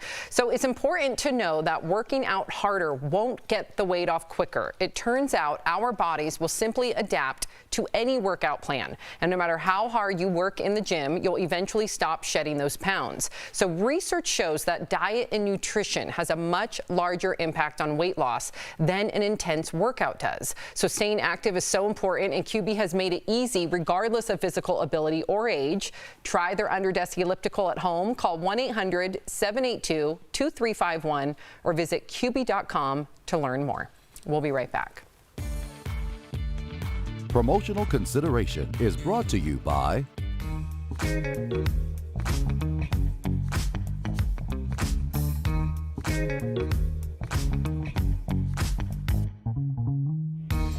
That sound means it's time to verify. Tyson Foods, Hanes Brand, several healthcare providers. There's a growing list of companies mandating the COVID-19 vaccine for employees. So viewer Daryl Whitaker messaged us asking, is it true a company could be held liable with OSHA if the company required you to take the COVID-19 vaccine? He sent us a screenshot appearing to be from the OSHA website. It states if you require employees to get vaccinated as a condition of employment, you must record adverse reactions to the COVID vaccine. Let's verify. My sources for this are the Occupational Safety and Health Administration, known as OSH or OSHA. Also Jennifer Hagewood with the North Carolina Department of Labor, and Darren Howard, workers' compensation attorney at law for Dummett Frayden. The answer here is layered. First, OSHA. It sets and enforces standards for safe and healthy working conditions. Hagewood explained OSHA issues citations and penalties to OSH-regulated companies who fail to report work-related fatalities and hospitalizations. And until recently, they were required to report adverse COVID-19 vaccine reactions too. But in the time since viewer Daryl sent in his question, OSHA updated its guidelines on adverse reactions to company-mandated vaccines. The FAQ page now explains OSHA does not wish to disincentivize employers' vaccination efforts, so OSHA will not enforce requirements for employers to record worker side effects from COVID vaccinations. This policy is effective through May 2022. So what does this mean for you, the employee? Well, OSHA regulates the company, not the employee, so you could try to file a state workers' compensation claim if you miss work for a bad reaction to a mandated COVID vaccine, but you might not win the case. If somebody does receive the vaccine because it was mandated by their workplace, and that individual, if they were to experience negative side effects down the road, that, in my opinion, is not going to be a claim in North Carolina. That would be an individual claim or perhaps even a class action claim against the pharmaceutical company that developed the drug itself, or the vaccine, I should say. And remember, most states, including North Carolina, are employment at will states, meaning employers can mandate employees to do certain tasks like get the COVID-19 vaccine. In conclusion, we verified the claim OSHA is requiring companies to report mandated vaccine side effects is false. They don't have to do that through next spring because OSHA's priority is to encourage vaccinations. And while you, the employee, can pursue other avenues of liability like workers' compensation, decide if it's worth the time and cost for potentially little to no payout. Attorney Howard noted you're far more likely to hold an employer accountable if you can prove you contracted COVID-19 in the workplace. That's why you could see more companies mandate or at least incentivize the vaccine. With your Verify, I'm Megan Malaris.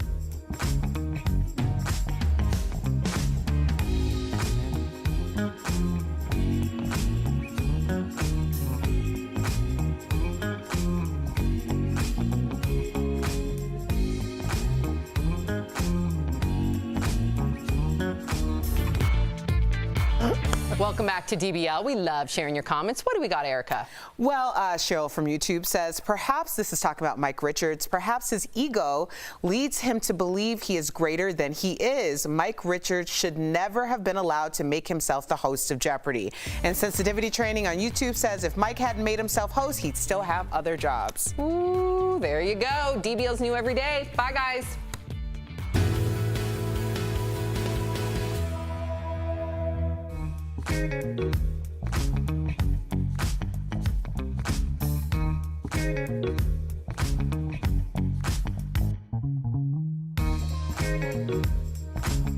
Verify here with your Fast Fact.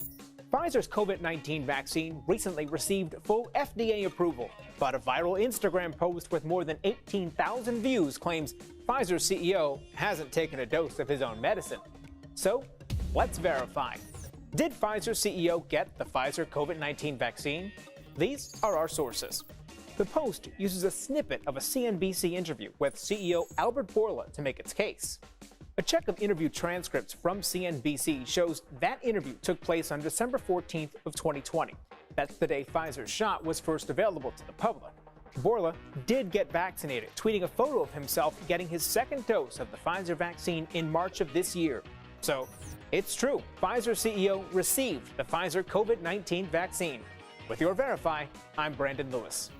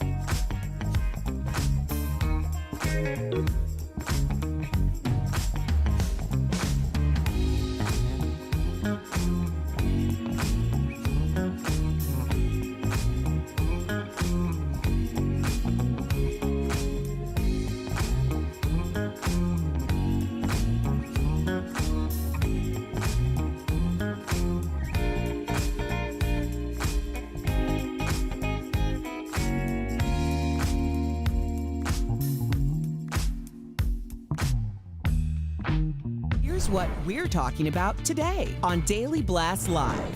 Thousands face weeks without power while dealing with Ida's aftermath as a reporter gets accosted by a very angry guy on live TV. Hey. A mom who fulfilled her son's only birthday wish to get the COVID vaccine will be here live. What he said to convince her to do it after months of hesitation. And a woman's vacation to Tonga turns into an 18-month ordeal thanks to COVID. It was incredibly isolating to be thrown into that. Real, honest, entertaining, live. DBL starts right now. 3, 2. Welcome to DBL. It is Tuesday, August 31st. I'm Sam here with Al, Jeff, and Erica. Let's get started. So first and foremost, America's longest war is officially over, and we want to acknowledge this historic moment. In fact, check out this picture of the very last soldier to depart. This is Major General Chris Donahue as he boards the last military aircraft to take off from Kabul airport yesterday. Now, according to the Pentagon, there are still several hundred Americans left in Afghanistan, and we hope and pray that they are able to get out safely. I was just talking to my dad, who's a veteran, and it's too much conversation to be had, but I just want to thank all of our service members out there, and I really hope and pray that they get out, Americans get out, and a lot of the refugees find refuge. Absolutely. I'll just say this really quickly, Sam. I know we got to move on, but as somebody that's done several USO tours overseas, Okinawa, Europe, the sacrifices that Americans that are even not in the, in a combat zone make. I talked to this woman that her husband hadn't seen their child yet. The sacrifices we asked them to make, let's just make sure that we're going into things eyes wide open with as much information before we just start saying, let's go there and let's go there. Let's figure out what we're doing first. Well said. All right, so here at home, we are seeing some of the aftermath of Hurricane Ida and the devastation it has left across Louisiana and Mississippi. A massive search and rescue operation is underway as crews try to reach people who are still trapped. There are reports that one man is missing and presumed dead after an alligator attacked him in the floodwaters at his home. In New Orleans, looters were seen ransacking stores. We're also learning it could be weeks before power is restored to the city. And yesterday, we talked about 67-year-old Al Roker reporting on the storm and potentially putting himself in danger. But check out what happened to another NBC News reporter. The rain has stopped. The wind is still going there. I think we even have a random person going around. I'm going to turn this way because, we deal with some people every once in a while. Craig, I'm going to toss it back to you because we have a person who needs a little help right now. Hey. What was that? There's also another picture from Ida's destruction that is going viral. Check out what the hurricane did to Dukes of Hazzard actor, friend of our show, John Schneider's Louisiana home and studio. A tree totally smashed one of his General Lee cars from the show right on the Confederate flag. Some would say that is karma, irony. But what did you think about the reporter, the devastation? What are you thinking, Erica? Well, in terms of the reporter, that is so common. We really do need more protection for people who are on the front lines just trying to get the information out to the people.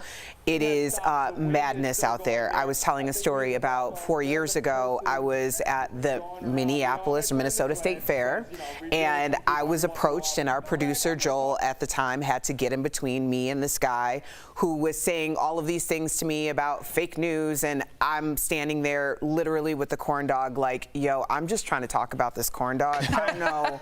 You're using the corn dog as propaganda, Eric. It was insane, but that's what journalists are out there on the streets. They're subjected to that all the time, especially in the past 5 years or so. So I do think that should be highlighted more, and I think that they need to have more protections coming from corporate. Yeah, I mean, the thing is, Erica, I don't even know if I was working in corporate, if I would think to send protection out for a weatherman, for somebody else that was maybe at a sporting event where people are drinking. Yes, I could see that, but it's so crazy that now we're talking about sending out protection, which I agree with you, for somebody that's reporting on a hurricane. That's where we are. We did a story a month and a half ago about that female reporter that was accosted by those men in the broad daylight. in the middle afternoon on a Tuesday. Is this where we are, Jeff, where we just need to send armed security out with people doing a story about a cat in a tree? Sadly, it looks like it, right? I don't know. I got to say, I don't know exactly what happened here. It looked like that first man coming in was coming to protect the guy who was talking on the microphone, and someone else was coming at a different angle. I've done a lot of man on the street stuff, and we've been even downtown in Denver. That was so much fun. But there also is like crazy people, right? That just want to be on camera or want to shout something or think you're there for the wrong reason. So, I mean, just take the pulse of social media. People out there are angry about what? Everything. Yeah. So you do have to be careful, and we do have to pay more attention. And emboldened. Absolutely. Very. Okay, so today, if you guys remember, it marks 24 years since the death of Princess Diana. She died in a car crash in Paris in 1997. She was 36 years old. Now, fans of the late princess paid tribute at Kensington Palace, waiting in line to go in and see the new Diana statue that was unveiled by her sons earlier this summer. Do you all remember exactly where you are when you found out Princess Diana, unfortunately, tragically passed away? I was at home. We were getting ready to leave for a trip like the next morning, early the next morning. And I remember my mom sitting down and watching it, my dad coming in. And I've said before, but I feel like I'm 40, and I feel like I learned about Princess Diana starting the day of her death. And then I was more brought into who she was, what she did. Before that, I really couldn't tell you if Princess Diana was somebody who I thought about in terms of like pop culture, but ever since that day, she has been. I actually went to where the crash was, right? Like where it happened, and it was, I think it was on the anniversary. This was a long time ago when I was in Europe, and there was memorials there, and it's still going on to this day. Every year, they still remember Princess Diana, and now with the movie coming out, it's going to get even bigger. What do you think she'd be doing right now if she were still alive? I think that she would hopefully find some empowerment with what Meghan Markle is doing, and maybe we wouldn't even have the Meghan Markle situation, because it seems like they obviously had a lot more control back then about the narrative that was put out. But it seemed like she was visibly unhappy from time to time, but the palace was able to put that down. I don't know if we would have a Meghan Markle and we would have our idea of what we look at the monarchy as if she had lived long enough to kind of speak out and have more avenues to do so, social media, interviews, I think she would have redefined it. I agree with you. Yeah. And I definitely think philanthropy, right? Where were you? I remember I was 17, I was babysitting, and I'm kind of with Erica. I knew of her, but I remember watching the news constantly. I just put this child down named Little Man. I put Little Man down, and I was watching the news, and I just could not believe the trauma, the tragedy. And then from there, as different experts were speaking on her and her philanthropy, that's how I learned about her, unfortunately, through her tragedy. But may she rest in peace. Coming up on DBL, Naomi Campbell is talking about the sacrifice she made for her career instead of focusing on finding a soulmate. But can you have both? And Dr. Coley here in the studio. She's weighing in on the latest health headlines. Plus, a mother gets the COVID vaccine after her son told her it was his only birthday wish. How she's hoping her story will help others who might be hesitant. Closed captioning provided by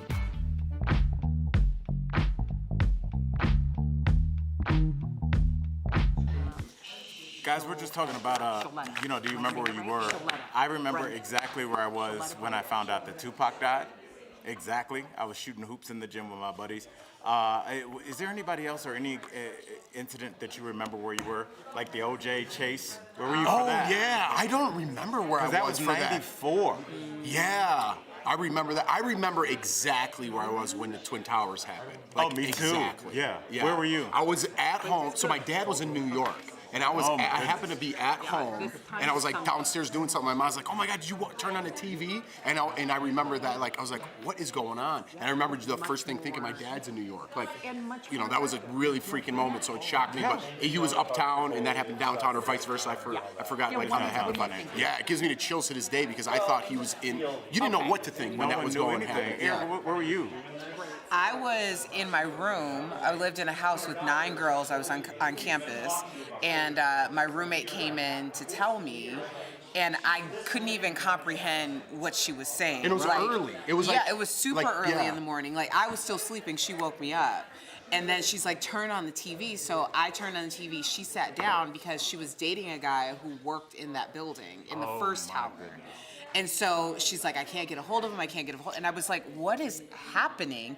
And then I remember we were going to school. I was going to school downtown Chicago. And it was the most eerie thing that you would look up and there wasn't a plane in the sky. Everyone got evacuated out of downtown. They were worried about the Sears Tower. Right. Yeah, so it was I like, remember that. that was, and the crazy thing was one of my roommates who was from Iowa came to me the night before and asked me, she's like, I think I'm going to go back home. I feel like I need to go back home. She's like, I'm just looking for a sign. She came right back from downtown in my room. She's like, I'm out. I'm going back home. She left like the next week. Daily Blast Live is kicking off our 5th year, and we're not slowing down. So get ready for more DBL this fall. DBL is always all new every day.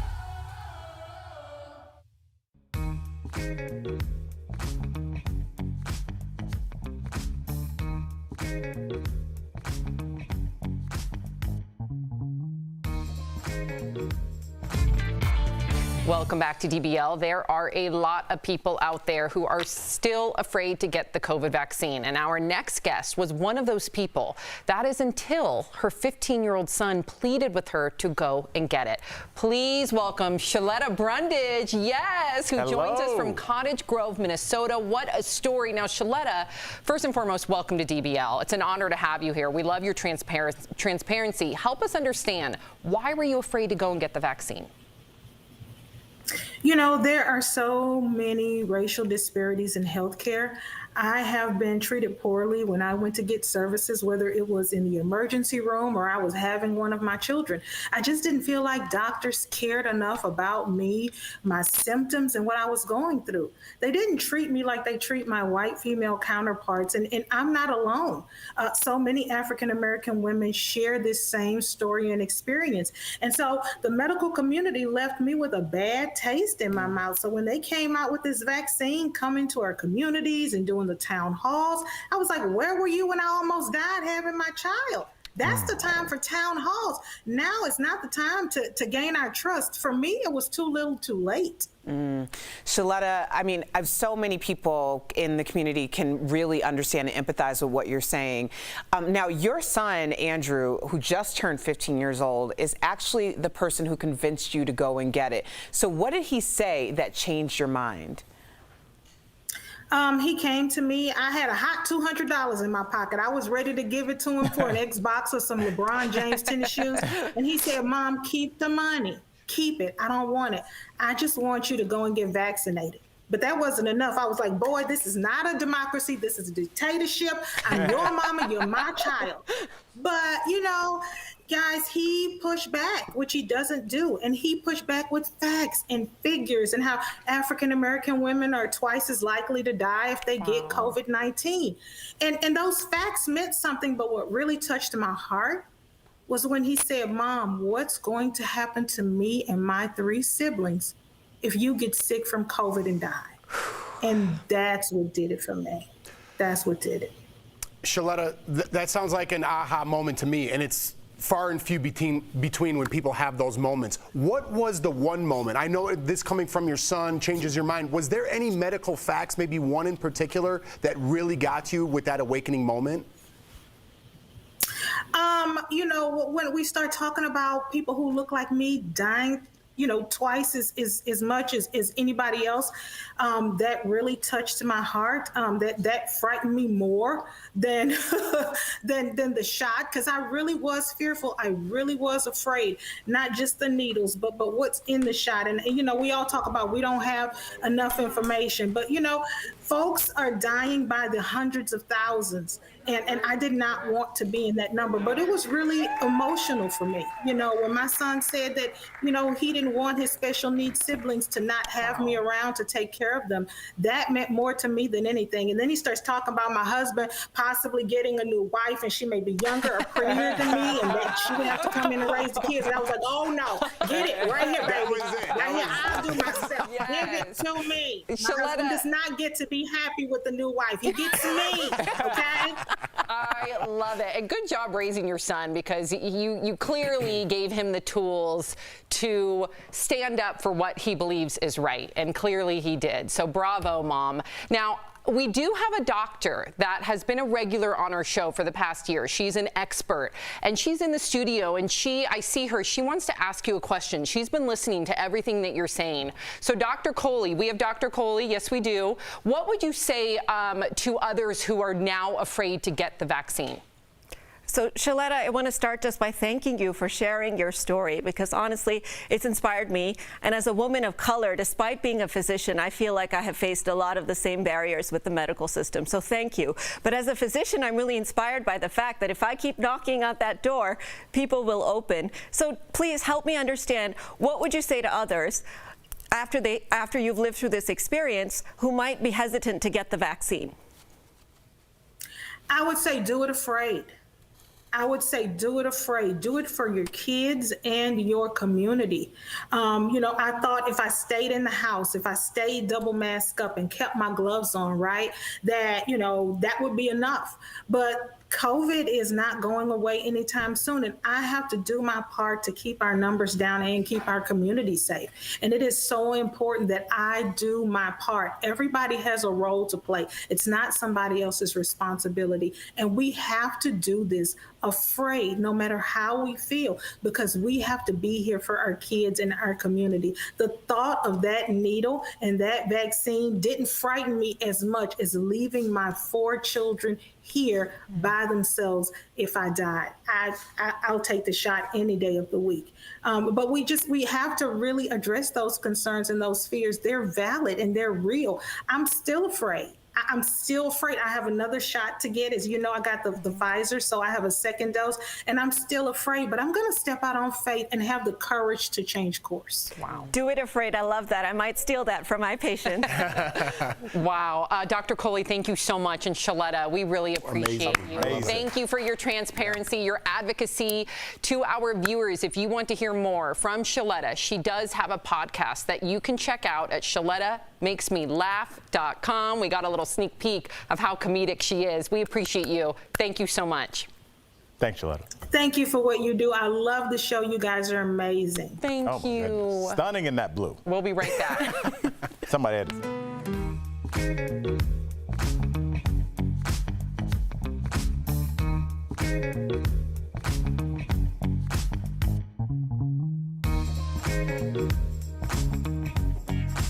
Although it's still summer, some trees are acting like it's fall. Has fall come early? No, but some trees have been stressed by recent hot weather and lack of rain. This can cause trees to turn colors prematurely. According to the University of Kentucky Forest Health Research and Education Center, trees that change color early could be the lingering effects of the dry condition. Some tree species, like tulip poplars, are more likely to show this even if they've recently gotten good rainfall. Trees that are already stressed are prone to show these symptoms even more. Hot, dry summers not only stress trees, but they can also cause less vivid fall colors like the autumn of 2019. At the same time, some discoloration could actually be seed pods that are getting ready to drop. Some insects like locust leaf miners and diseases such as bacterial leaf scorch show up this time of year and can also cause brown leaves or early fall leaf coloring on certain tree species.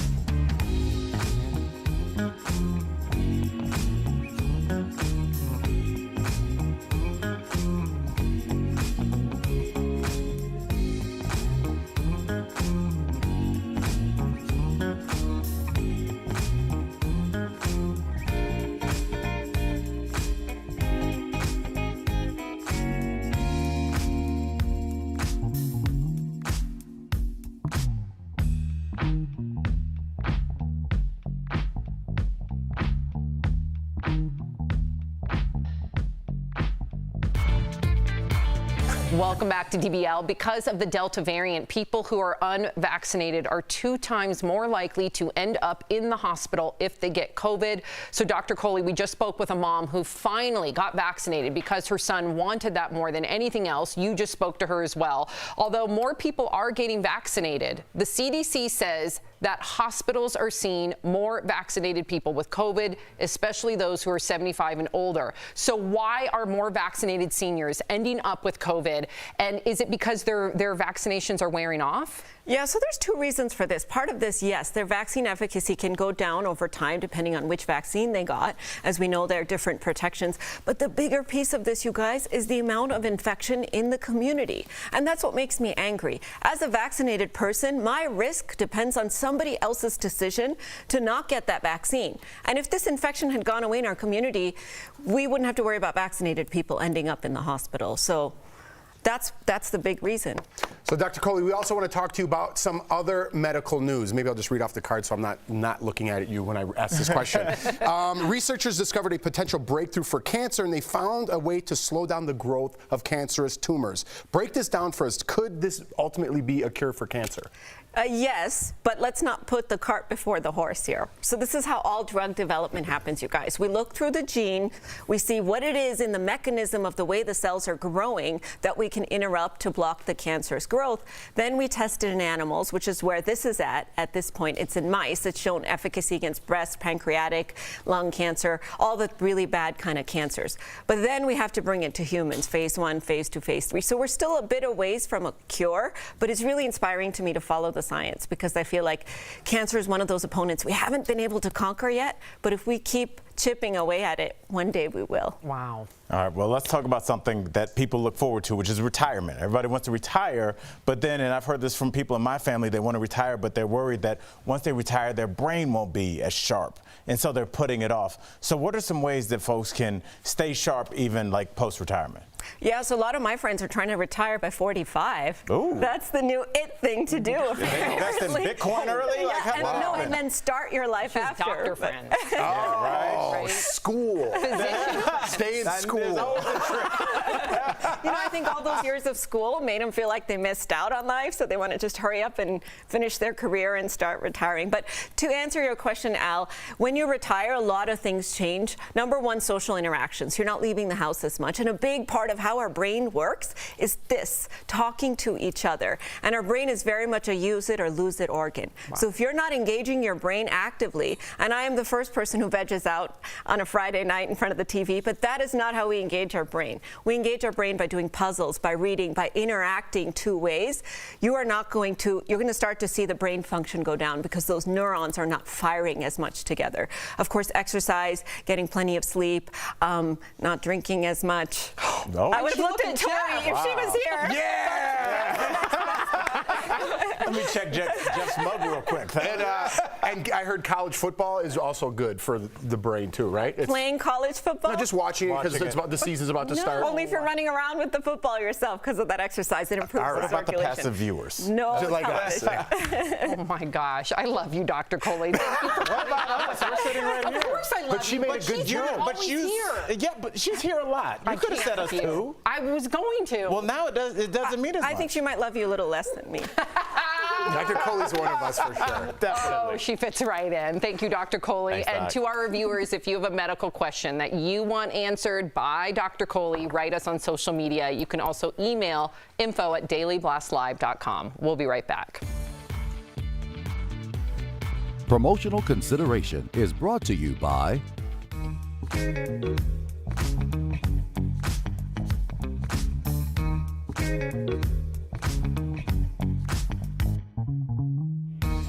That sound means it's time to verify. Tyson Foods, Hanes Brand, several healthcare providers. There's a growing list of companies mandating the COVID-19 vaccine for employees. So viewer Daryl Whitaker messaged us asking, is it true a company could be held liable with OSHA if the company required you to take the COVID-19 vaccine? He sent us a screenshot appearing to be from the OSHA website. It states if you require employees to get vaccinated as a condition of employment, you must record adverse reactions to the COVID vaccine. Let's verify. My sources for this are the Occupational Safety and Health Administration, known as OSH or OSHA. Also Jennifer Hagwood with the North Carolina Department of Labor, and Darren Howard, workers' compensation attorney at law for Dummett Frayden. The answer here is layered. First, OSHA. It sets and enforces standards for safe and healthy working conditions. Hagwood explained OSHA issues citations and penalties to OSH-regulated companies who fail to report work-related fatalities and hospitalizations. And until recently, they were required to report adverse COVID-19 vaccine reactions too. But in the time since viewer Daryl sent in his question, OSHA updated its guidelines on adverse reactions to company-mandated vaccines. The FAQ page now explains OSHA does not wish to disincentivize employers' vaccination efforts, so OSHA will not enforce requirements for employers to record worker side effects from COVID vaccinations. This policy is effective through May 2022.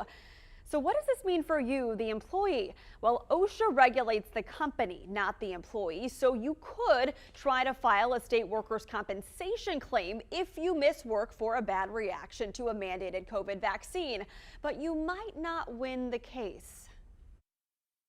If somebody does receive the vaccine because it was mandated by their workplace, and that individual, if they were to experience negative side effects down the road, that, in my opinion, is not going to be a claim in North Carolina.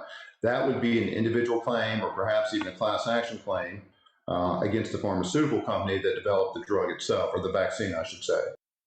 And remember, most states, including North Carolina, are employment at will states, meaning employers can mandate employees to do certain tasks like get the COVID-19 vaccine.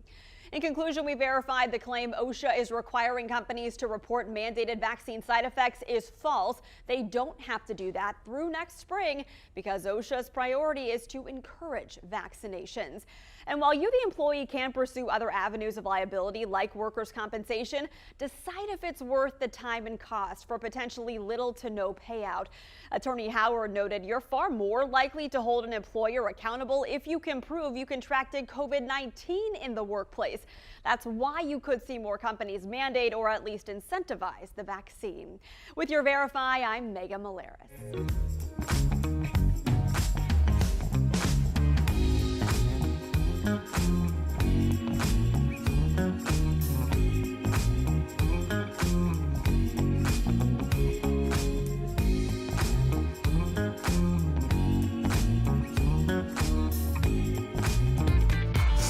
Welcome back to DBL. We love sharing your comments. So Racine says, I hope Shaletta's story will resonate with viewers who might be hesitant to get the vaccine. She made a very convincing case. Yes, she did. And Allison says Shaletta should be a regular on the show. Loved her story. We would love to have her back. Absolutely. If you are leaving us, you can watch the second half of the show online. Watch on YouTube, dailyblastlive.com, or our DBL mobile app. But if you're sticking around, here's what's coming up.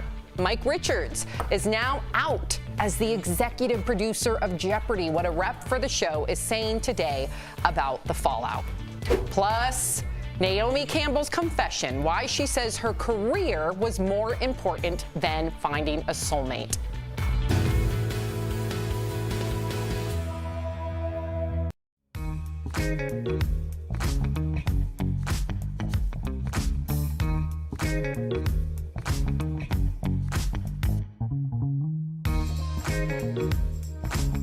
Verify here with your Fast Fact. Pfizer's COVID-19 vaccine recently received full FDA approval, but a viral Instagram post with more than 18,000 views claims Pfizer's CEO hasn't taken a dose of his own medicine. So, let's verify. Did Pfizer's CEO get the Pfizer COVID-19 vaccine? These are our sources. The post uses a snippet of a CNBC interview with CEO Albert Bourla to make its case. A check of interview transcripts from CNBC shows that interview took place on December 14th of 2020. That's the day Pfizer's shot was first available to the public. Bourla did get vaccinated, tweeting a photo of himself getting his second dose of the Pfizer vaccine in March of this year. So, it's true, Pfizer CEO received the Pfizer COVID-19 vaccine. With your Verify, I'm Brandon Lewis.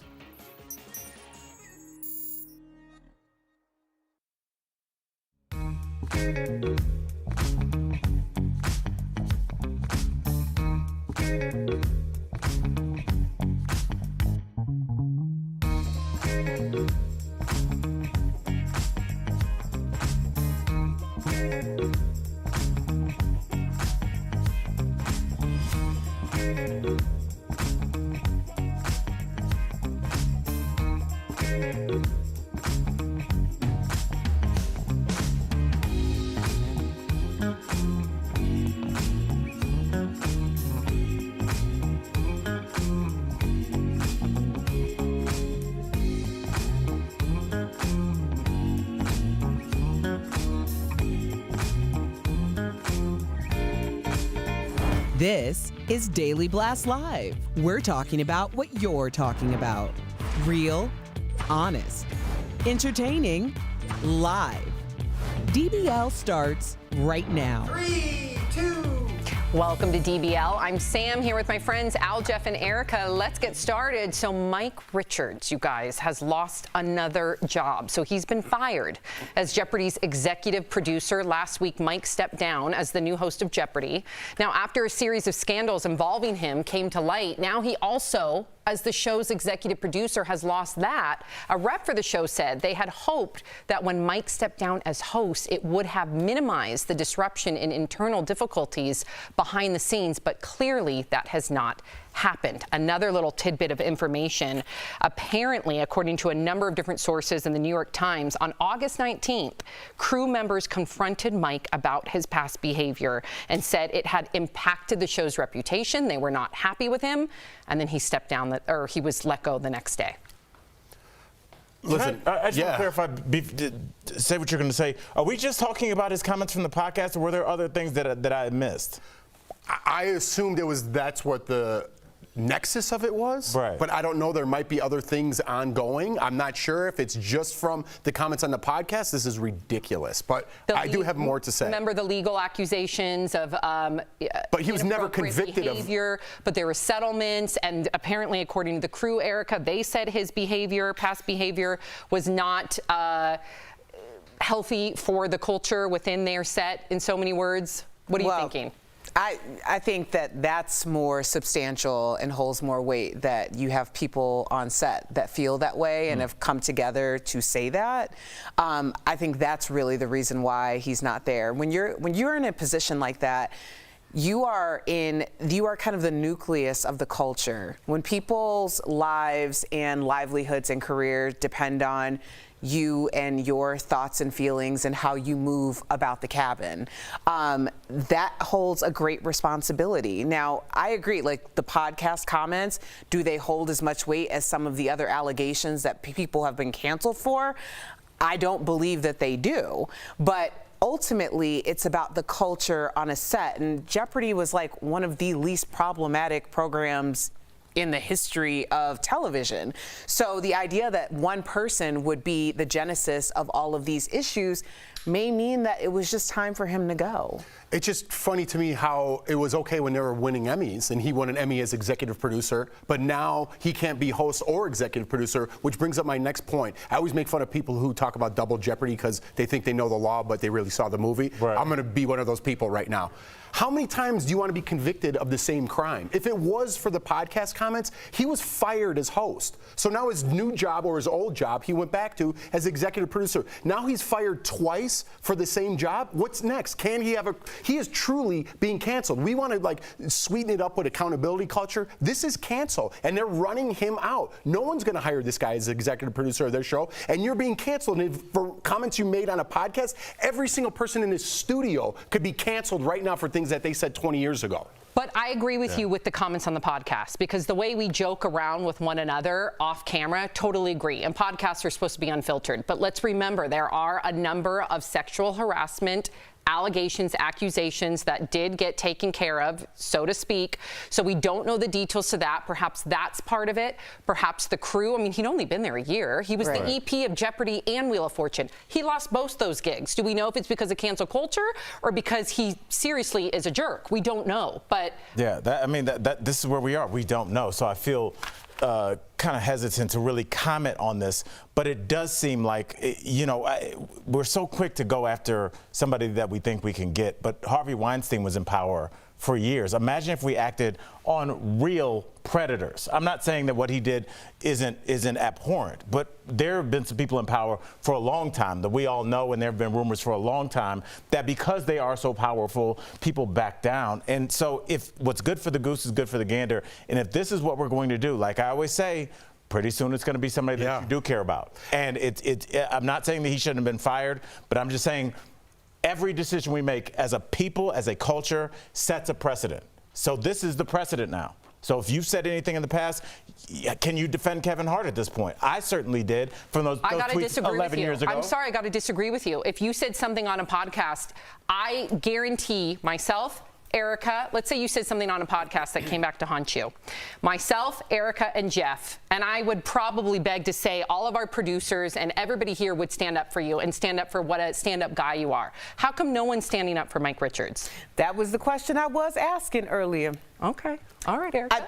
Honestly, it was the question because it just reads to me, and this is taking a lot of liberties, but it reads to me that he wasn't someone who people felt like was a great leader, or he wasn't someone that people felt like brought the team together. And that little leakage of the story about what happened on August 19th, I think that people were looking for. So when this stuff started coming in, like this man's getting elevated, everybody's had that situation where somebody comes in and you're like, how did you get here and how are you going anywhere? You know, like, because they're just not a substantially great person, and then all of a sudden comes out and everybody's like, I told you, I knew it.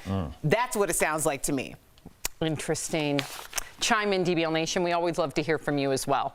Okay, so have you guys seen all the PDA photos of Kourtney Kardashian and not Scott Disick, but Travis Barker? Well, apparently Scott has a problem with it. So Kourtney recently posted this photo of the two kissing on a boat in Italy. They've also been photographed getting cozy around the country.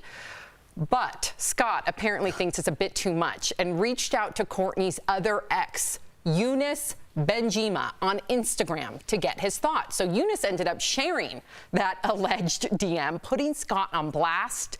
Scott wrote, quote, yo, is this chick okay? Bro, like, what is this? In the middle of Italy?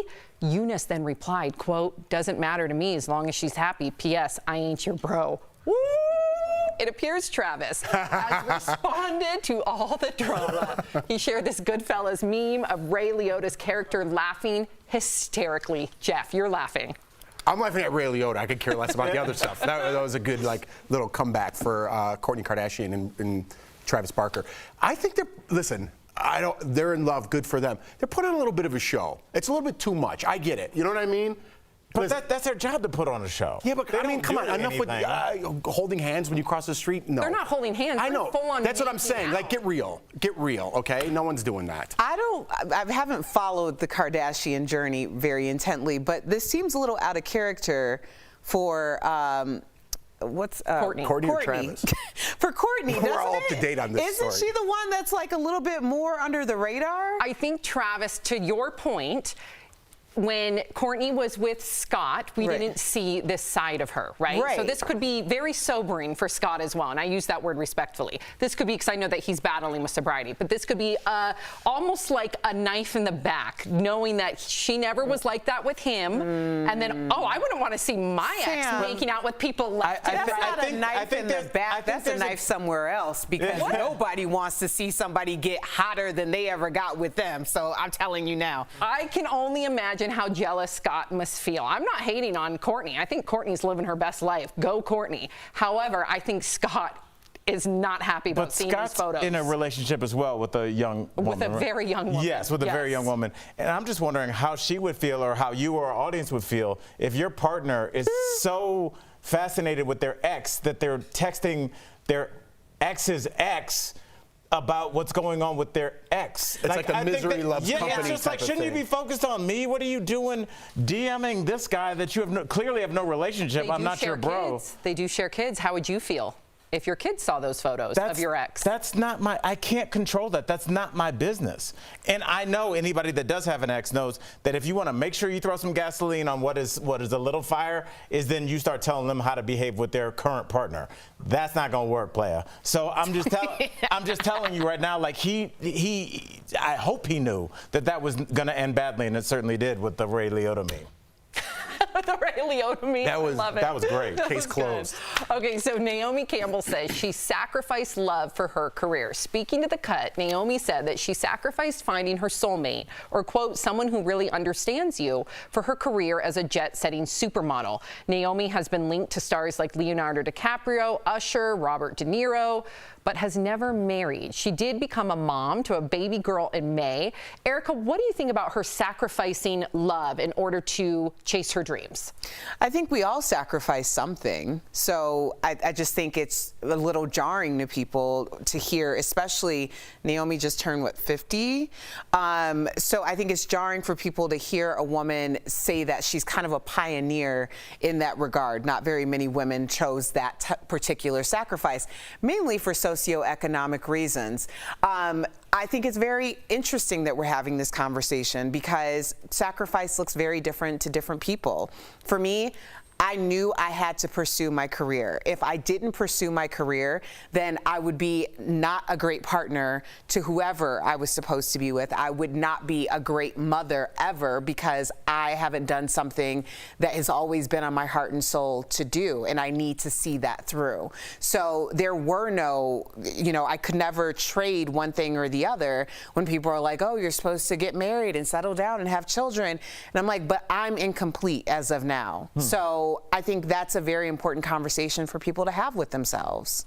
Yeah, go ahead, please. No. I was just going to say, Jeff, and I was going to ask you. I don't know, because we're talking about the life of a supermodel, and people will be like, oh, well, I can't relate to that. But I think we all can. I think the way that our society, as Americans at least, is set up, we're in a situation now where not only do both parents have to work, but usually the term side gig, which was just a term in hip hop, I saw it on a billboard the other day. That's how many people relate. So now you and your partner now have 4 jobs for 2 people. So if you do have kids, do you really?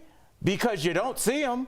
So there's a weird thing here where you're always going to have some regrets as a parent, but at the same time, you're like, yeah, I missed your game because I'm preparing for college, even though you're in the 4th grade, and college is going to have 2 commas in it by the time I get there. So, Jeff, what do you do as a parent? You're a married man with 2 little ones. Well, hopefully you make that decision before you're a parent, right? You know what you want, and once you become a parent, hopefully it all aligns. It did for me, luckily. But when you're going after a goal in life, you got to put other things in the back burner. And sometimes it's family members, sometimes it's your best friends, sometimes it's your partner, right? And you got to do that if you really want to outwork the person next to you. Put in the time, put in the hours. It's not that you don't love somebody that much. It's that this is what I'm focused on having for the rest of my life, and you got to go for those goals. People don't understand that, right? They just think things fall in your lap and you do this and you don't have to work and everything comes at the same time. No. You got to go after it. You got to work for it and then sacrifice some other things in your life. I actually think it's very selfless of her because, sometimes we see it backwards, right? Dr. Coley was here earlier saying that a lot of her colleagues are retiring early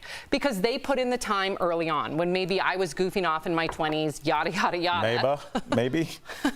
Yeah, I don't think so. Okay. It's okay. Well, that's long. Shout out Saddle Ranch. But I got it. Good, you got your fun. I got my fun out of the way. So if Naomi Campbell was dedicated to working, jet setting, doing everything she has to do, that's selfless because then she's not stringing people along. Jet setting is selfless?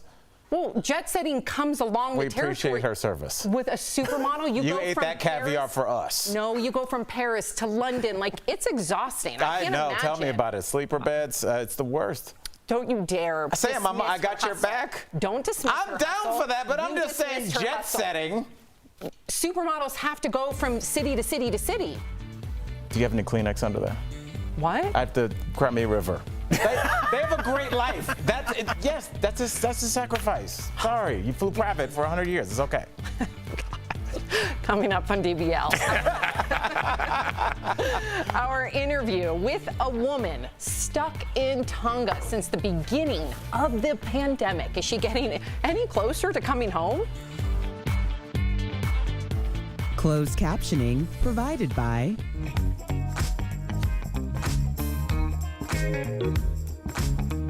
we were going back to the Mike Richards thing and saying there was no outcry. Erica was saying that there was no outcry for him. But part of it was by like public, by the I'm public, saying right? The public scrutiny wasn't as big about him being. It wasn't actually. There was no public scrutiny about him being executive producer. It was about being the host. So the idea that this would come out now just rang like something internal had happened. And that could be very well true. But my point is that people don't want to get involved in today's day and age. And if you were like, listen, Mike's a great guy to me, but I'm not going to say anything because then people are going to think I did whatever he did, and I'm supporting that cause. So people don't want to stick up for people to keep their jobs. They just want to throw gasoline on the fire. I would disagree with that.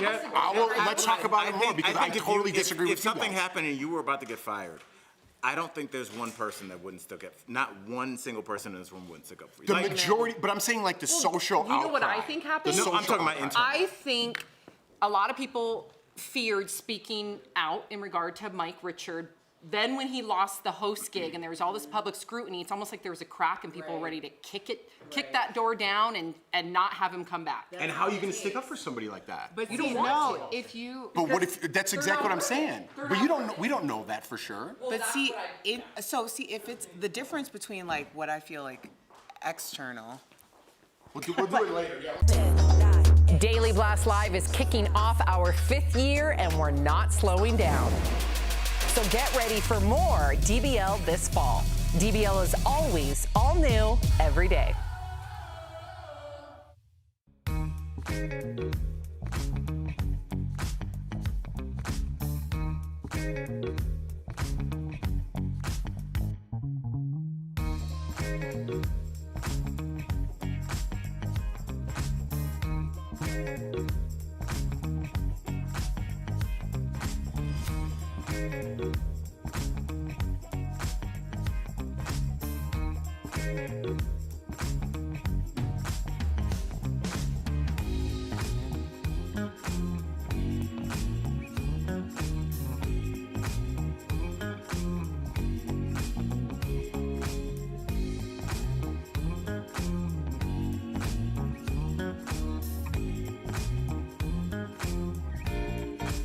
Time to get a plane out of here. One, because it's pretty expensive, and two, because there was actually no airline for a long time.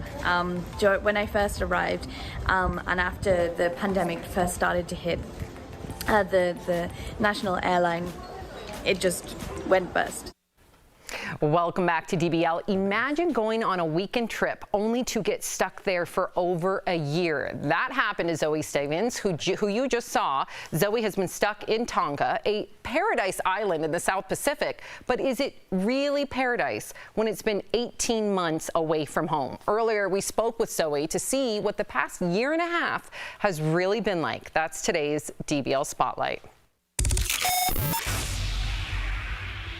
Hi, Zoe Stevens. Thank you for being on DBL and sharing your incredible story. Bring us to when it happened, right? The beginning of the pandemic. You flew to Tonga last March, and you were only planning on staying the weekend. What happened? Oh man, it's a long time ago now. But basically, yeah, I arrived here, and the day that I arrived, the borders completely closed. So there was no way to get out. I tried to leave to Fiji, tried to leave to New Zealand, and yeah, was pretty stuck here from day one. And then Tonga went into lockdown for 3 weeks, during which Cyclone Harold came in the apartment that I was living in and stuff and flooded that place. So it's been a long and strange journey. Just when you think things can't get any worse, what happens? Tell us about the cyclone. Went out onto the balcony, and the wind was just so strong. And then about half an hour later, on this same balcony, the waves just pretty much came crashing to the height of the balcony and washed all of the first floor completely away. I mean, the waves came up right to the top of the stairs, really. Please tell us that not your entire year plus has been like that. Paint what a typical picture or a typical day is for you, and where are you living? Literally, as I'm saying this to you guys right now, I'm looking out to sea, and there's you can't make this stuff up. There's a whale like jumping out of the sea, because in Tonga, the humpback whales come here to the warmer waters to breed. A general day for me is very, very slow paced. It's very chill. We're so lucky here because we have no COVID restrictions. So there's still no COVID here. Unbelievable. I mean, you're living kind of like pandemic free, even though you did have to initially go through a lockdown. So when you were in that lockdown, how did you deal with the isolation? What did you do then to pass the time? Yeah, that was super tough because I arrived and I didn't know anyone anyway. Again, I was very, very lucky because the place that I was staying during lockdown was on the beach. And so whilst there were other people staying at the accommodation, we kept a distance from each other throughout our own will. During that, it was just spending a lot of time chilling out on the beach. It was incredibly isolating to be thrown into that straight away. So I don't regret traveling during the pandemic. And even if you're stuck in a bad situation, in a good situation, I just believe that everything happens for that reason. So I'm very happy about this decision that I made. Zoe, before we let you go, since Tonga is such a small place, do you have any updates on what that Olympic guy who walks out with his shirt off all oiled up? What's he been up to? Do you got any updates for us? I was going to literally ask the same question. He's actually not in Tonga, and he hasn't been this whole time. Unfortunately, there are lots and lots of Tongans who are still stuck abroad, and I think he's one of them. I think he's in New Zealand, so you might have to find him there. But I can reassure you that he is a fair representation of most of the Tongan men here. All right, we're gonna track him down. We're gonna end it on that note. Thank you so much for sharing your incredible story with us. And to our viewers, you can check out Zoe's YouTube channel, Zoe Discovers, on her Instagram at Tonga Diaries. Thank you so much, Zoe. Bye-bye. We'll be right back. Thanks for having me. Bye. Thank you. Bye-bye. So we heard Zoe is still in Tonga. She's hoping to get on a flight next week to get back into the UK. We'll be right back. We all know.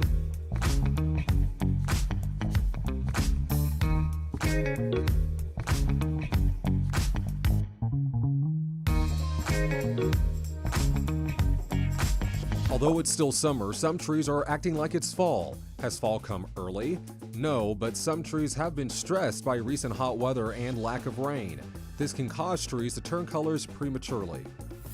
According to the University of Kentucky Forest Health Research and Education Center, trees that change color early could be the lingering effects of the dry condition. Some tree species, like tulip poplars, are more likely to show this even if they've recently gotten good rainfall. Trees that are already stressed are prone to show these symptoms even more. Hot, dry summers not only stress trees, but they can also cause less vivid fall colors like the autumn of 2019. At the same time, some discoloration could actually be seed pods that are getting ready to drop. Some insects like locust leaf miners and diseases such as bacterial leaf scorch show up this time of year and can also cause brown leaves or early fall leaf coloring on certain tree species.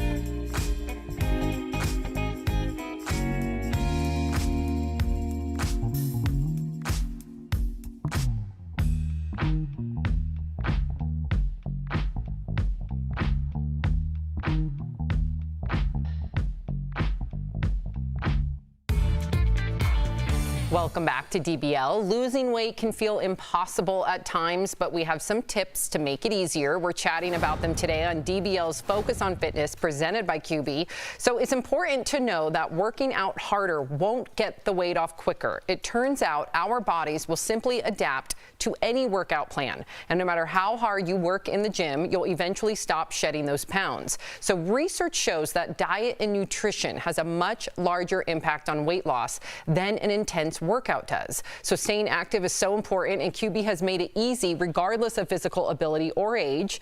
Try their under-desk elliptical at home. Call 1-800-782-2351 or visit QB.com to learn more. We'll be right back. Promotional consideration is brought to you by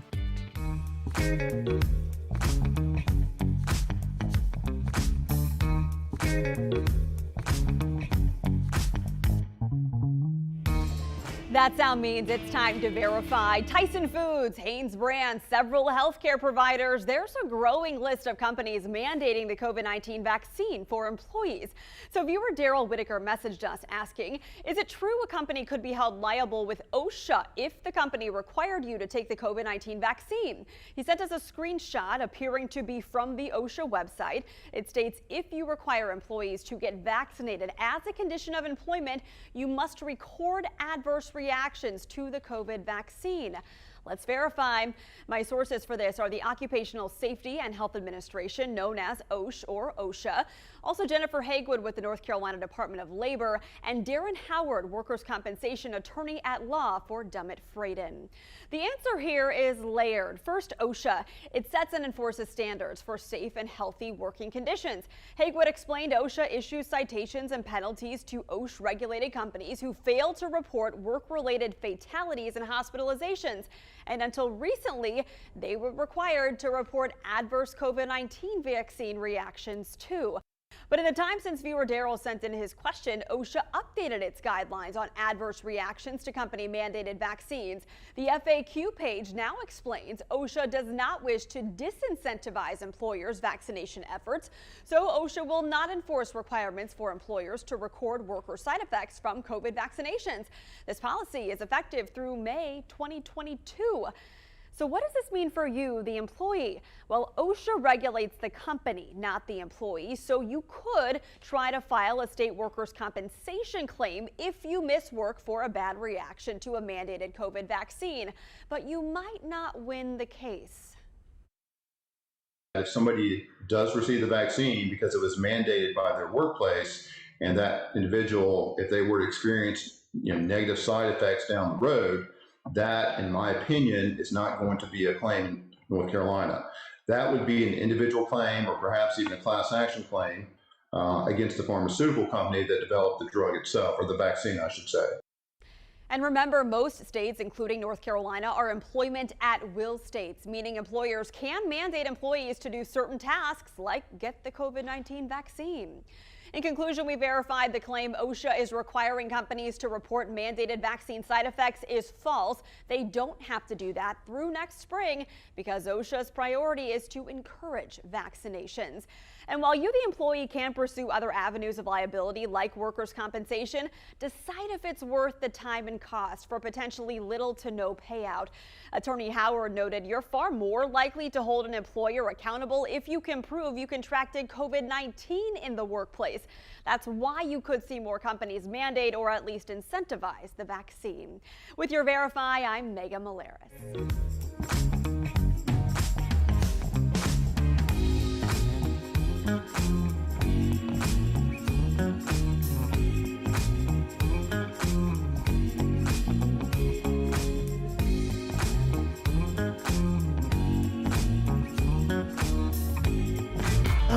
Welcome back to DBL. We love sharing your comments. What do we got, Erica? Well, Cheryl from YouTube says, perhaps this is talking about Mike Richards. Perhaps his ego leads him to believe he is greater than he is. Mike Richards should never have been allowed to make himself the host of Jeopardy. And Sensitivity Training on YouTube says if Mike hadn't made himself host, he'd still have other jobs. Ooh, there you go. DBL's new every day. Bye, guys.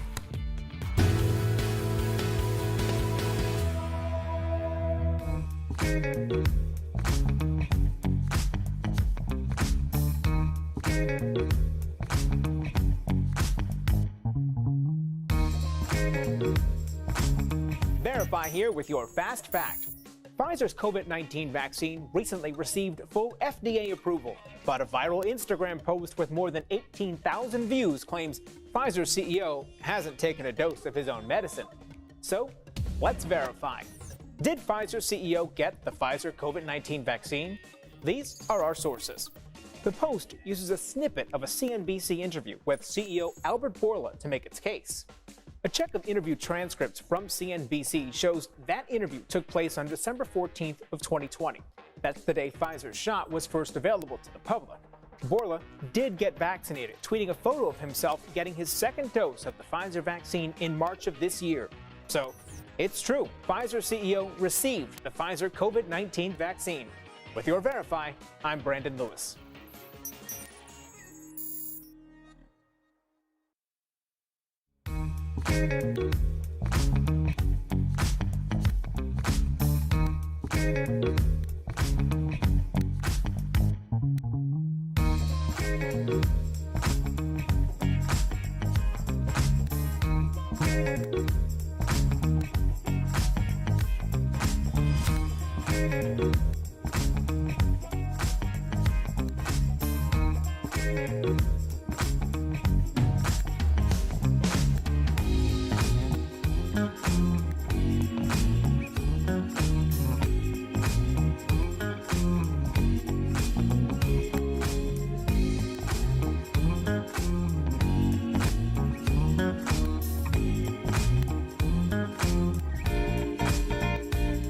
What we're talking about today on Daily Blast Live. Thousands face weeks without power while dealing with Ida's aftermath as a reporter gets accosted by a very angry guy on live TV. Hey. A mom who fulfilled her son's only birthday wish to get the COVID vaccine will be here live. What he said to convince her to do it after months of hesitation. And a woman's vacation to Tonga turns into an 18-month ordeal thanks to COVID. It was incredibly isolating to be thrown into that. Real, honest, entertaining, live. DBL starts right now. 3, 2. Welcome to DBL. It is Tuesday, August 31st. I'm Sam here with Al, Jeff, and Erica. Let's get started. So first and foremost, America's longest war is officially over, and we want to acknowledge this historic moment. In fact, check out this picture of the very last soldier to depart. This is Major General Chris Donahue as he boards the last military aircraft to take off from Kabul airport yesterday. Now, according to the Pentagon, there are still several hundred Americans left in Afghanistan, and we hope and pray that they are able to get out safely. I was just talking to my dad, who's a veteran, and it's too much conversation to be had, but I just want to thank all of our service members out there, and I really hope and pray that they get out, Americans get out, and a lot of the refugees find refuge. Absolutely. I'll just say this really quickly, Sam. I know we got to move on, but as somebody that's done several USO tours overseas, Okinawa, Europe, the sacrifices that Americans that are even not in the, in a combat zone make. I talked to this woman that her husband hadn't seen their child yet. The sacrifices we asked them to make, let's just make sure that we're going into things eyes wide open with as much information before we just start saying, let's go there and let's go there. Let's figure out what we're doing first. Well said. All right, so here at home, we are seeing some of the aftermath of Hurricane Ida and the devastation it has left across Louisiana and Mississippi. A massive search and rescue operation is underway as crews try to reach people who are still trapped. There are reports that one man is missing and presumed dead after an alligator attacked him in the floodwaters at his home. In New Orleans, looters were seen ransacking stores. We're also learning it could be weeks before power is restored to the city. And yesterday, we talked about 67-year-old Al Roker reporting on the storm and potentially putting himself in danger. But check out what happened to another NBC News reporter. The rain has stopped. The wind is still going there. I think we even have a random person going around. I'm going to turn this way because, we deal with some people every once in a while. Craig, I'm going to toss it back to you because we have a person who needs a little help right now. Hey. What was that? There's also another picture from Ida's destruction that is going viral. Check out what the hurricane did to Dukes of Hazzard actor, friend of our show, John Schneider's Louisiana home and studio. A tree totally smashed one of his General Lee cars from the show right on the Confederate flag. Some would say that is karma, irony. But what did you think about the reporter, the devastation? What are you thinking, Erica? Well, in terms of the reporter, that is so common. We really do need more protection for people who are on the front lines just trying to get the information out to the people.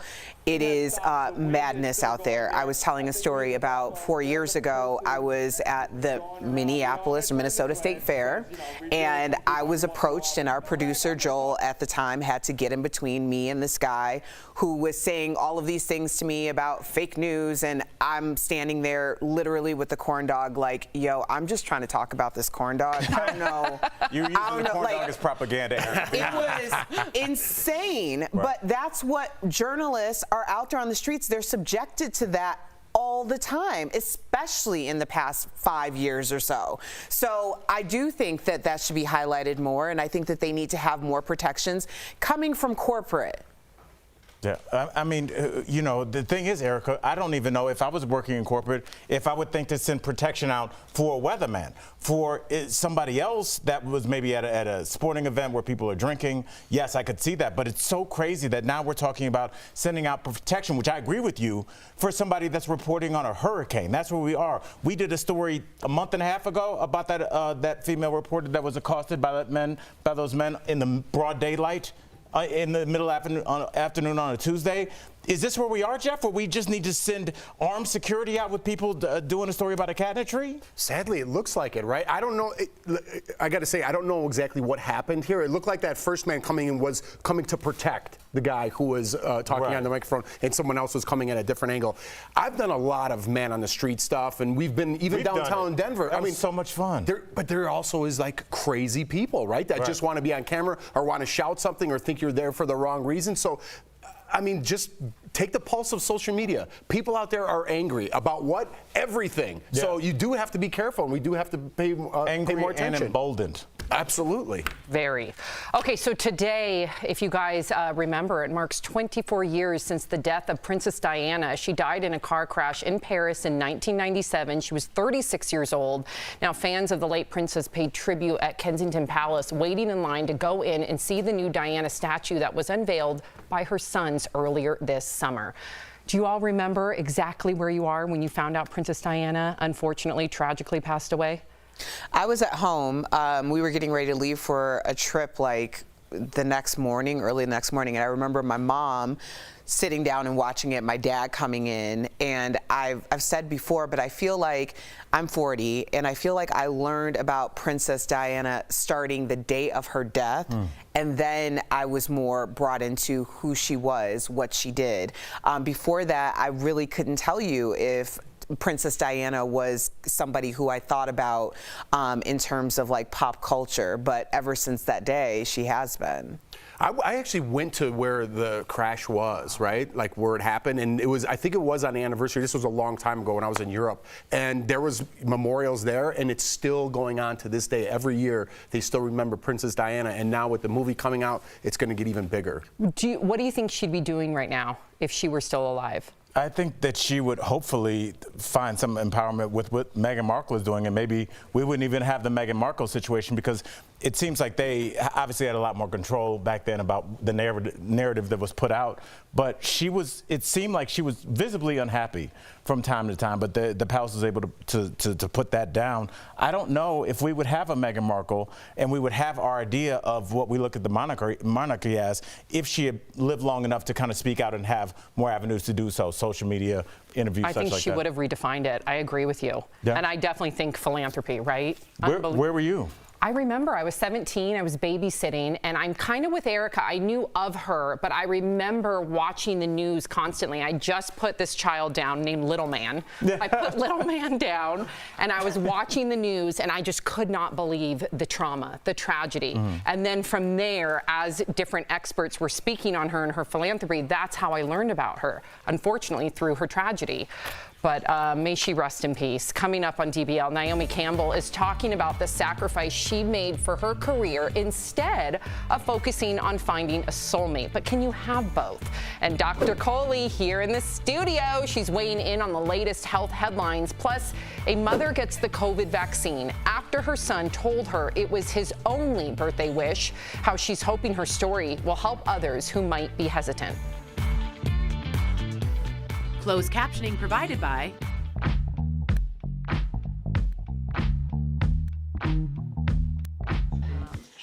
Guys, we're just talking about, do you remember where you were? I remember exactly where I was when I found out that Tupac died. Exactly. I was shooting hoops in the gym with my buddies. Is there anybody else or any incident that you remember where you were? Like the OJ chase? Where were you for that? Oh, yeah. I don't remember where I was. That was for 94. Yeah. I remember that. I remember exactly where I was when the Twin Towers happened. Like, me exactly. too. Yeah. Where were you? I was at home. So my dad was in New York. And I happened to be at home, and I was like downstairs doing something. My mom's like, "Oh my God, did you turn on the TV?" And I remember that, like, I was like, "What is going on?" And I remember the first thing thinking, my dad's in New York. Like, that was a really freaking moment. So it shocked me. But he was uptown, and that happened downtown, or vice versa. I forgot like when that happened. But yeah, it gives me the chills to this day because I thought he was in. You didn't know what to think when that was going to happen. Yeah. Where were you? I was in my room. I lived in a house with 9 girls. I was on campus, and my roommate came in to tell me, and I couldn't even comprehend what she was saying. And it was early. It was it was super early in the morning. Like, I was still sleeping. She woke me up. And then she's like, turn on the TV. So I turned on the TV. She sat down because she was dating a guy who worked in that building in the first tower. And so she's like, I can't get a hold of him. I can't get a hold. And I was like, what is happening? And then I remember we were going to school. I was going to school downtown Chicago, and it was the most eerie thing that you would look up, and there wasn't a plane in the sky. Everyone got evacuated out of downtown. They were worried about the Sears Tower. Right. Yeah. So it was I like, remember that. that was, and the crazy thing was, one of my roommates who was from Iowa came to me the night before and asked me, she's like, I think I'm going to go back home. I feel like I need to go back home. She's like, I'm just looking for a sign. She came right back from downtown in my room. She's like, I'm out. I'm going back home. She left like the next week. Daily Blast Live is kicking off our 5th year, and we're not slowing down. So get ready for more DBL this fall. DBL is always all new every day.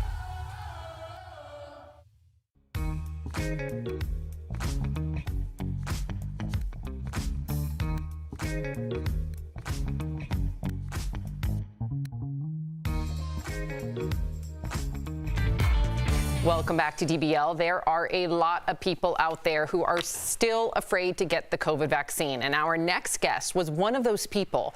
That is until her 15-year-old son pleaded with her to go and get it. Please welcome Shaletta Brundage, yes, who joins us from Cottage Grove, Minnesota. What a story. Now, Shaletta, first and foremost, welcome to DBL. It's an honor to have you here. We love your transparency. Help us understand, why were you afraid to go and get the vaccine? You know, there are so many racial disparities in healthcare. I have been treated poorly when I went to get services, whether it was in the emergency room or I was having one of my children. I just didn't feel like doctors cared enough about me, my symptoms, and what I was going through. They didn't treat me like they treat my white female counterparts, and I'm not alone. So many African-American women share this same story and experience. And so the medical community left me with a bad taste in my mouth. So when they came out with this vaccine, coming to our communities and doing the town halls, I was like, where were you when I almost died having my child? That's the time for town halls. Now it's not the time to gain our trust. For me, it was too little too late. Shaletta, I mean, so many people in the community can really understand and empathize with what you're saying. Now, your son, Andrew, who just turned 15 years old, is actually the person who convinced you to go and get it. So what did he say that changed your mind? He came to me. I had a hot $200 in my pocket. I was ready to give it to him for an Xbox or some LeBron James tennis shoes. And he said, Mom, keep the money. Keep it. I don't want it. I just want you to go and get vaccinated. But that wasn't enough. I was like, boy, this is not a democracy. This is a dictatorship. I'm your mama. You're my child. But, you know, guys, he pushed back, which he doesn't do. And he pushed back with facts and figures and how African-American women are twice as likely to die if they get COVID-19. And those facts meant something. But what really touched my heart was when he said, Mom, what's going to happen to me and my 3 siblings if you get sick from COVID and die? And that's what did it for me. That's what did it. Shaletta, that sounds like an aha moment to me, and it's far and few between when people have those moments. What was the one moment? I know this coming from your son changes your mind. Was there any medical facts, maybe one in particular, that really got you with that awakening moment? You know, when we start talking about people who look like me dying, you know, twice as much as anybody else, that really touched my heart. That frightened me more than than the shot, because I really was fearful. I really was afraid, not just the needles, but what's in the shot. And you know, we all talk about we don't have enough information, but you know, folks are dying by the hundreds of thousands. And I did not want to be in that number, but it was really emotional for me. You know, when my son said that, you know, he didn't want his special needs siblings to not have me around to take care of them, that meant more to me than anything. And then he starts talking about my husband possibly getting a new wife, and she may be younger or prettier than me, and that she would have to come in and raise the kids. And I was like, oh no, get it right here, baby. Right here, I'll do myself. Yes. Give it to me. My Shaletta husband does not get to be happy with the new wife. He gets me, okay? I love it. And good job raising your son, because you clearly gave him the tools to stand up for what he believes is right. And clearly he did. So bravo, Mom.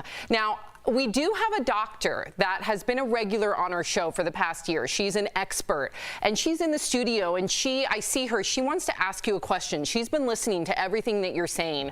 So Dr. Coley, we have Dr. Coley, yes we do. What would you say to others who are now afraid to get the vaccine?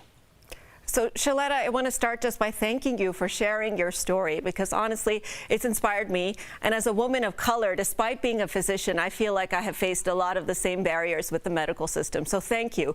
But as a physician, I'm really inspired by the fact that if I keep knocking at that door, people will open. So please help me understand, what would you say to others after you've lived through this experience who might be hesitant to get the vaccine? I would say do it afraid. I would say do it afraid. Do it for your kids and your community. You know, I thought if I stayed in the house, if I stayed double masked up and kept my gloves on, right, that, you know, that would be enough. But COVID is not going away anytime soon, and I have to do my part to keep our numbers down and keep our community safe. And it is so important that I do my part. Everybody has a role to play. It's not somebody else's responsibility. And we have to do this afraid, no matter how we feel, because we have to be here for our kids and our community. The thought of that needle and that vaccine didn't frighten me as much as leaving my 4 children here by themselves if I died. I'll take the shot any day of the week. But we have to really address those concerns and those fears. They're valid and they're real. I'm still afraid. I'm still afraid. I have another shot to get. As you know, I got the Pfizer, so I have a second dose, and I'm still afraid, but I'm going to step out on faith and have the courage to change course. Wow. Do it afraid. I love that. I might steal that from my patient. Wow. Dr. Coley, thank you so much. And Shaletta, we really appreciate you. Amazing. Thank you for your transparency, your advocacy. To our viewers, if you want to hear more from Shaletta, she does have a podcast that you can check out at ShalettaMakesMeLaugh.com. We got a little sneak peek of how comedic she is. We appreciate you. Thank you so much. Thanks, Shaletta. Thank you for what you do. I love the show. You guys are amazing. Thank you. Goodness. Stunning in that blue. We'll be right back. Somebody had to say.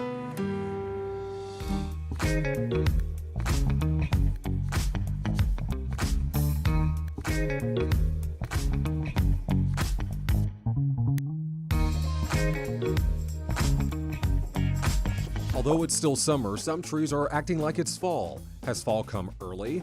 No, but some trees have been stressed by recent hot weather and lack of rain. This can cause trees to turn colors prematurely. According to the University of Kentucky Forest Health Research and Education Center, trees that change color early could be the lingering effects of the dry condition. Some tree species, like tulip poplars, are more likely to show this even if they've recently gotten good rainfall. Trees that are already stressed are prone to show these symptoms even more. Hot, dry summers not only stress trees, but they can also cause less vivid fall colors like the autumn of 2019. At the same time, some discoloration could actually be seed pods that are getting ready to drop. Some insects like locust leaf miners and diseases such as bacterial leaf scourge show up this time of year and can also cause brown leaves or early fall leaf coloring on certain tree species.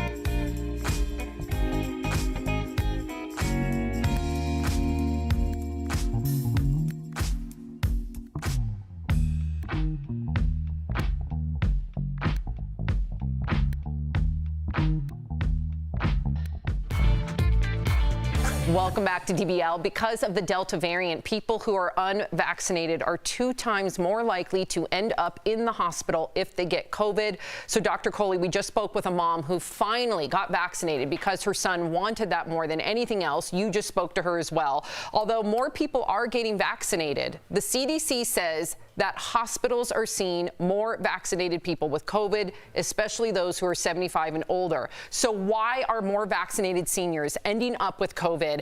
And is it because their vaccinations are wearing off? Yeah, so there's 2 reasons for this. Part of this, yes, their vaccine efficacy can go down over time depending on which vaccine they got. As we know, there are different protections. But the bigger piece of this, you guys, is the amount of infection in the community. And that's what makes me angry. As a vaccinated person, my risk depends on somebody else's decision to not get that vaccine. And if this infection had gone away in our community, we wouldn't have to worry about vaccinated people ending up in the hospital. So that's the big reason.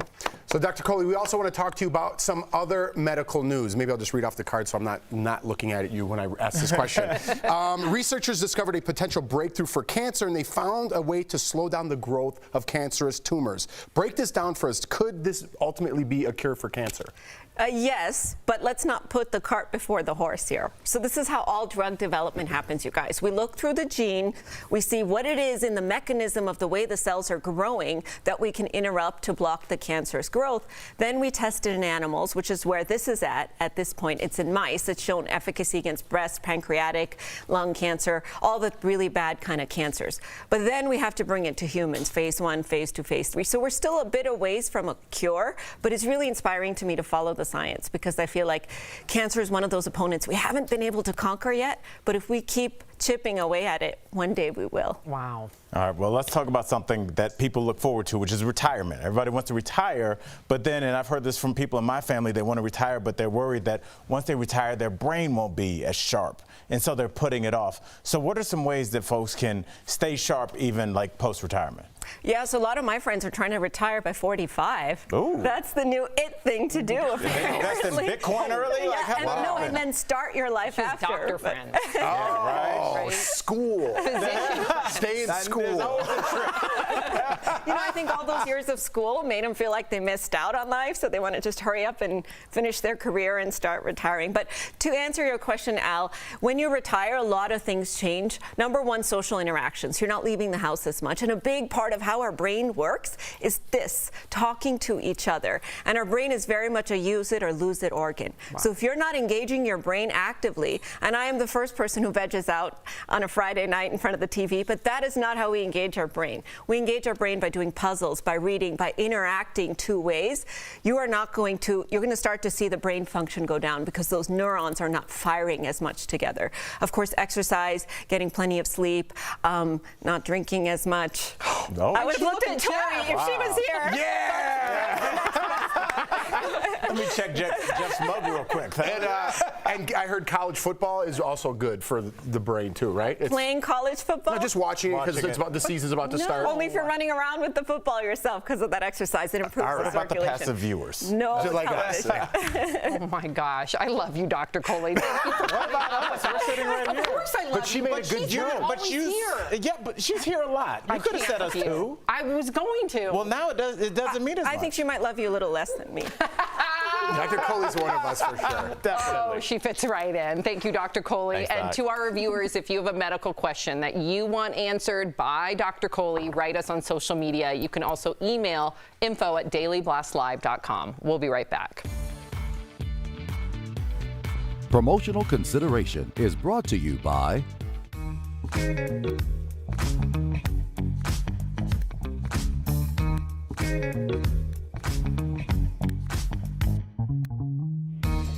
That sound means it's time to verify. Tyson Foods, Hanes Brand, several healthcare providers. There's a growing list of companies mandating the COVID-19 vaccine for employees.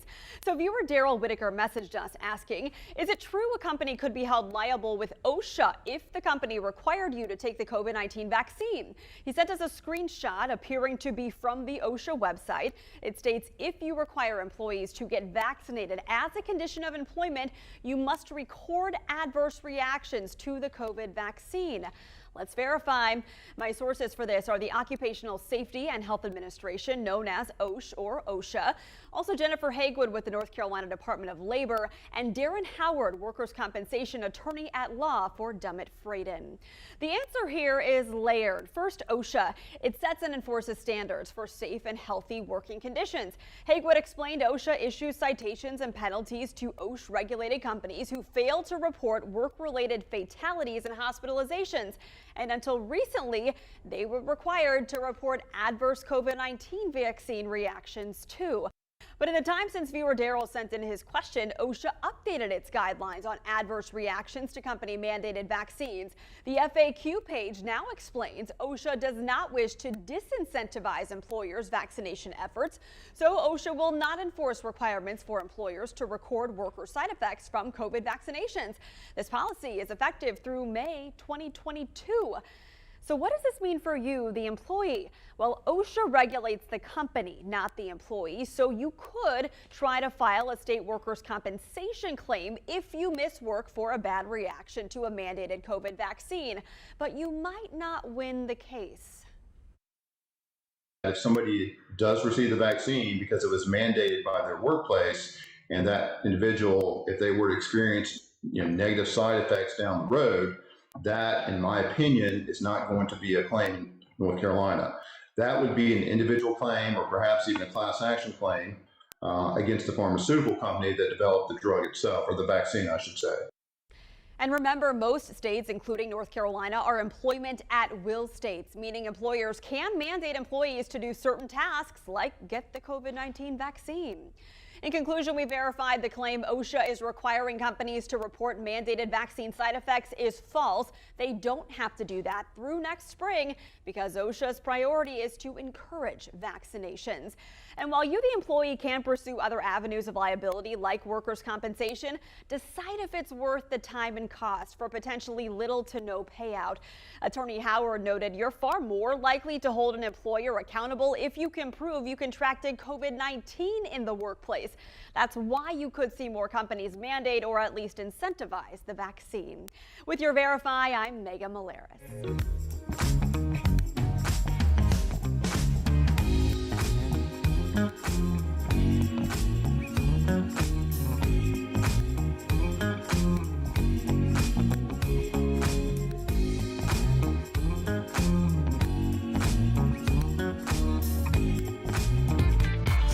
Welcome back to DBL. We love sharing your comments. So Racine says, I hope Shaletta's story will resonate with viewers who might be hesitant to get the vaccine. She made a very convincing case. Yes, she did. And Allison says Shaletta should be a regular on the show. Loved her story. We would love to have her back. Absolutely. If you are leaving us, you can watch the second half of the show online. Watch on YouTube, dailyblastlive.com, or our DBL mobile app. But if you're sticking around, here's what's coming up.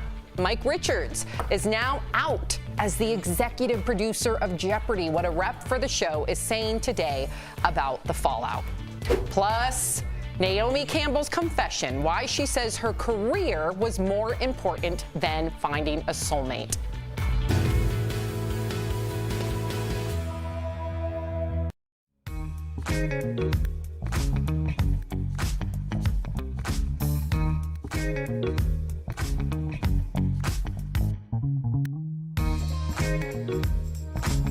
Verify here with your Fast Fact. Pfizer's COVID-19 vaccine recently received full FDA approval, but a viral Instagram post with more than 18,000 views claims Pfizer's CEO hasn't taken a dose of his own medicine. So, let's verify. Did Pfizer's CEO get the Pfizer COVID-19 vaccine? These are our sources. The post uses a snippet of a CNBC interview with CEO Albert Bourla to make its case. A check of interview transcripts from CNBC shows that interview took place on December 14th of 2020. That's the day Pfizer's shot was first available to the public. Bourla did get vaccinated, tweeting a photo of himself getting his second dose of the Pfizer vaccine in March of this year. So, it's true, Pfizer CEO received the Pfizer COVID-19 vaccine. With your Verify, I'm Brandon Lewis.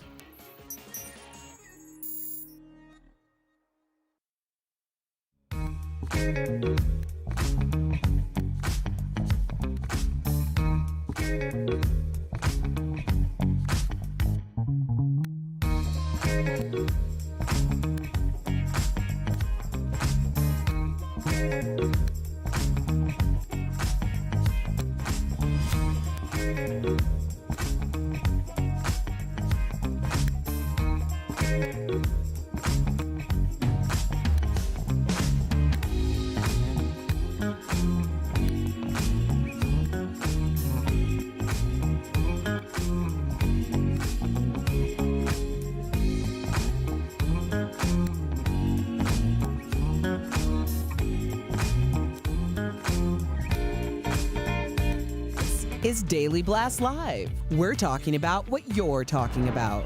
Real, honest, entertaining, live. DBL starts right now. 3, 2. Welcome to DBL. I'm Sam here with my friends Al, Jeff, and Erica. Let's get started. So Mike Richards, you guys, has lost another job. So he's been fired as Jeopardy's executive producer. Last week, Mike stepped down as the new host of Jeopardy.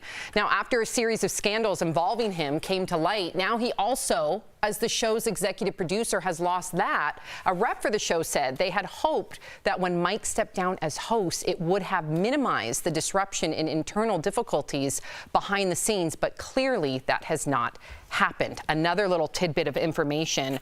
Apparently, according to a number of different sources in the New York Times, on August 19th, crew members confronted Mike about his past behavior and said it had impacted the show's reputation. They were not happy with him, and then he stepped down, or he was let go the next day.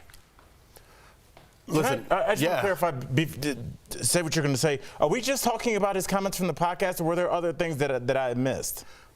I assumed that's what the nexus of it was, right. But I don't know. There might be other things ongoing. I'm not sure if it's just from the comments on the podcast. This is ridiculous, but I do have more to say. Remember the legal accusations of but he was never convicted behavior, but there were settlements, and apparently, according to the crew, Erica, they said his past behavior was not healthy for the culture within their set, in so many words. What are you thinking? I think that that's more substantial and holds more weight, that you have people on set that feel that way and have come together to say that.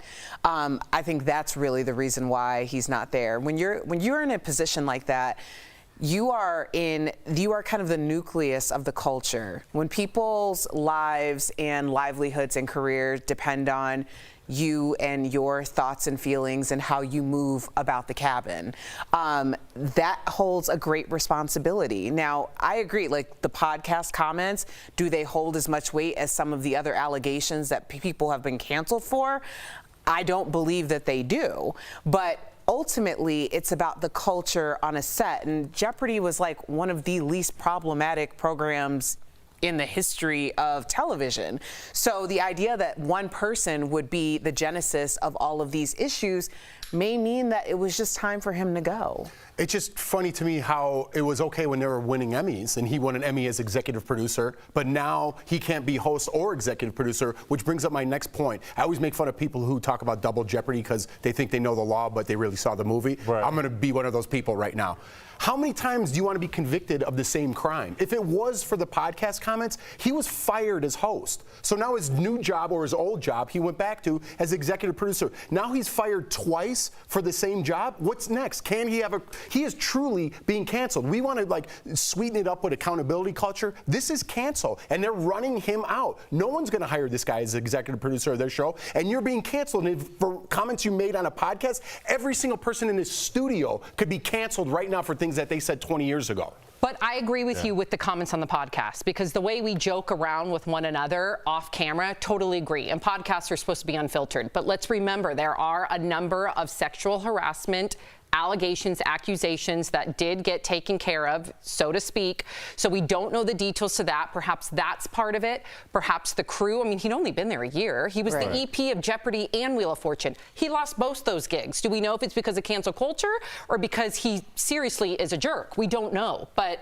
yeah, this is where we are. We don't know. So I feel kind of hesitant to really comment on this, but it does seem like, we're so quick to go after somebody that we think we can get, but Harvey Weinstein was in power for years. Imagine if we acted on real predators. I'm not saying that what he did isn't abhorrent, but there have been some people in power for a long time that we all know, and there have been rumors for a long time that because they are so powerful, people back down. And so if what's good for the goose is good for the gander, and if this is what we're going to do, like I always say, pretty soon it's going to be somebody that you do care about. And I'm not saying that he shouldn't have been fired, but I'm just saying every decision we make as a people, as a culture, sets a precedent.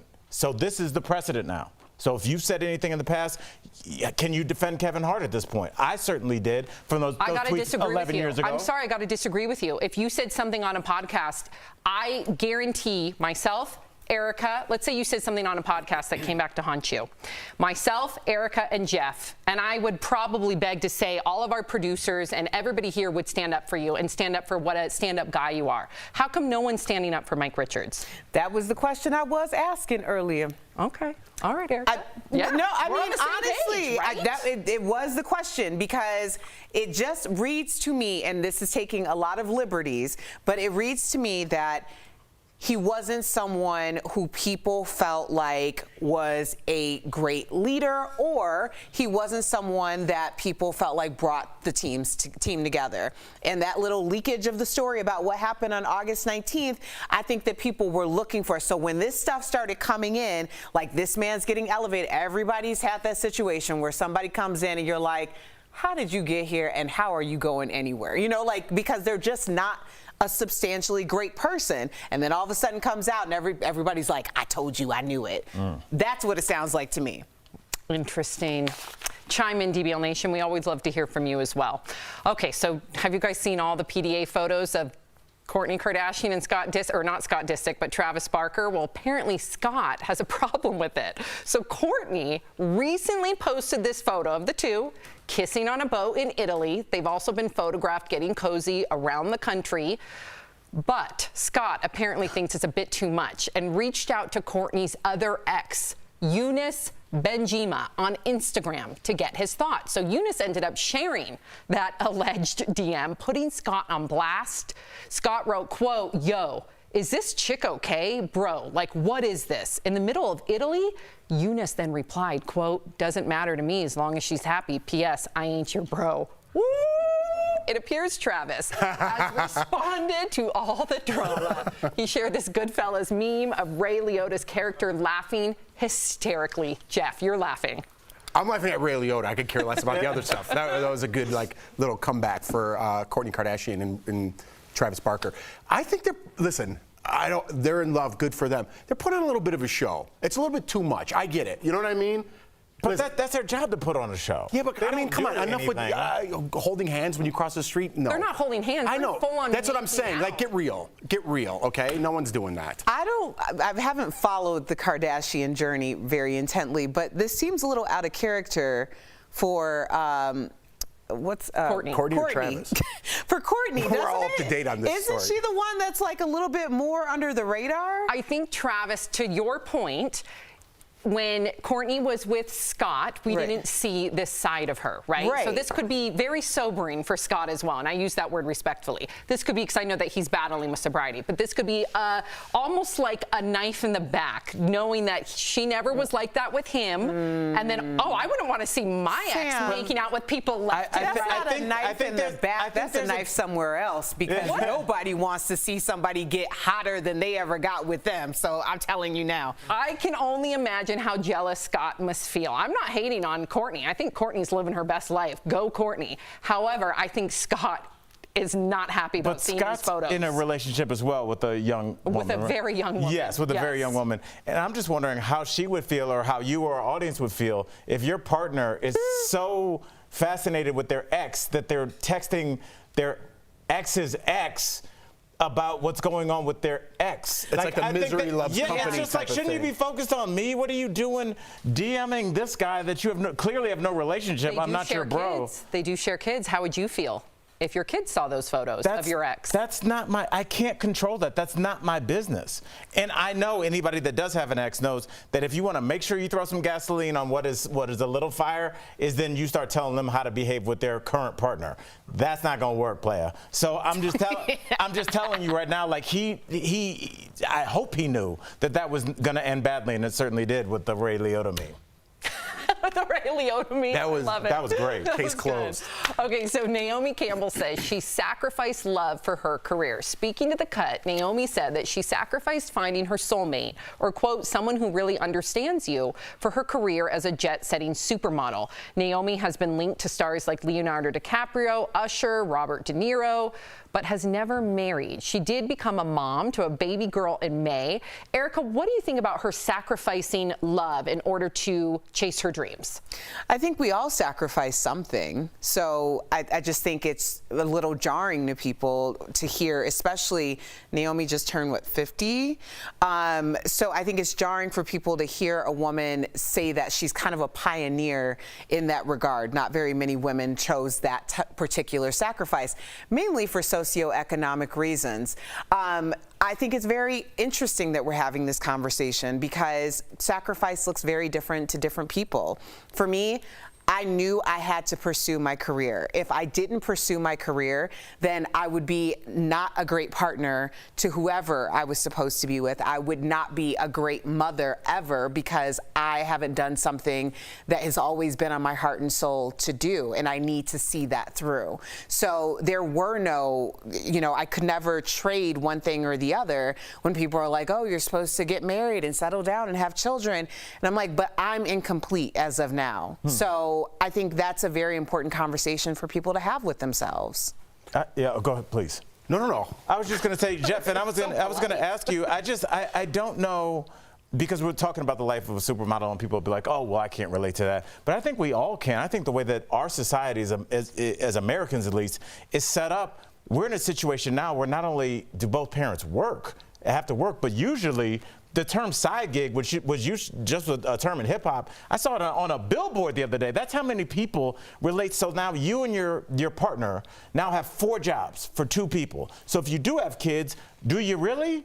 Because you don't see them. So there's a weird thing here where you're always going to have some regrets as a parent, but at the same time, you're like, yeah, I missed your game because I'm preparing for college, even though you're in the 4th grade, and college is going to have 2 commas in it by the time I get there. So, Jeff, what do you do as a parent? You're a married man with 2 little ones. Well, hopefully you make that decision before you're a parent, right? You know what you want, and once you become a parent, hopefully it all aligns. It did for me, luckily. But when you're going after a goal in life, you got to put other things on the back burner. And sometimes it's family members, sometimes it's your best friends, sometimes it's your partner, right? And you got to do that if you really want to outwork the person next to you. Put in the time, put in the hours. It's not that you don't love somebody that much. It's that this is what I'm focused on having for the rest of my life, and you got to go for those goals. People don't understand that, right? They just think things fall in your lap and you do this and you don't have to work and everything comes at the same time. No. You got to go after it. You got to work for it and then sacrifice some other things in your life. I actually think it's very selfless of her, because sometimes we see it backwards, right? Dr. Coley was here earlier saying that a lot of her colleagues are retiring early because they put in the time early on, when maybe I was goofing off in my 20s, yada, yada, yada. Maybe. Yeah, I think so. Okay. It's okay. Well, that's long. Shout out Saddle Ranch. But I got Good, you got your fun. I got my fun out out of the way. So if Naomi Campbell was dedicated to working, jet setting, doing everything she has to do, that's selfless because then she's not stringing people along. Jet setting is selfless? Well, jet setting comes along with territory. We appreciate her service. With a supermodel, you go ate from that caviar Paris, for us. No, you go from Paris to London. Like, it's exhausting. I can't know. imagine. Tell me about it. Sleeper beds, it's the worst. Don't you dare. Sam, I got your back. Don't dismiss her I'm down hustle. for that, but I'm You just saying dismissed her jet hustle. setting. Supermodels have to go from city to city to city. Do you have any Kleenex under there? What? At the Crimea River. They have a great life. Yes, that's a sacrifice. Sorry, you flew private for 100 years. It's okay. Coming up on DBL. Our interview with a woman stuck in Tonga since the beginning of the pandemic. Is she getting any closer to coming home? Closed captioning provided by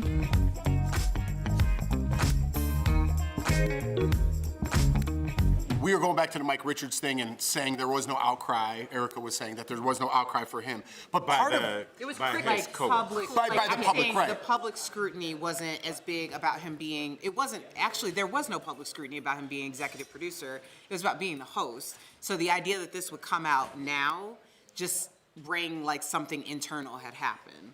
And that could be very well true. But my point is that people don't want to get involved in today's day and age. And if you were like, listen, Mike's a great guy to me, but I'm not going to say anything because then people are going to think I did whatever he did, and I'm supporting that cause. So people don't want to stick up for people to keep their jobs. They just want to throw gasoline on the fire. I would disagree with that.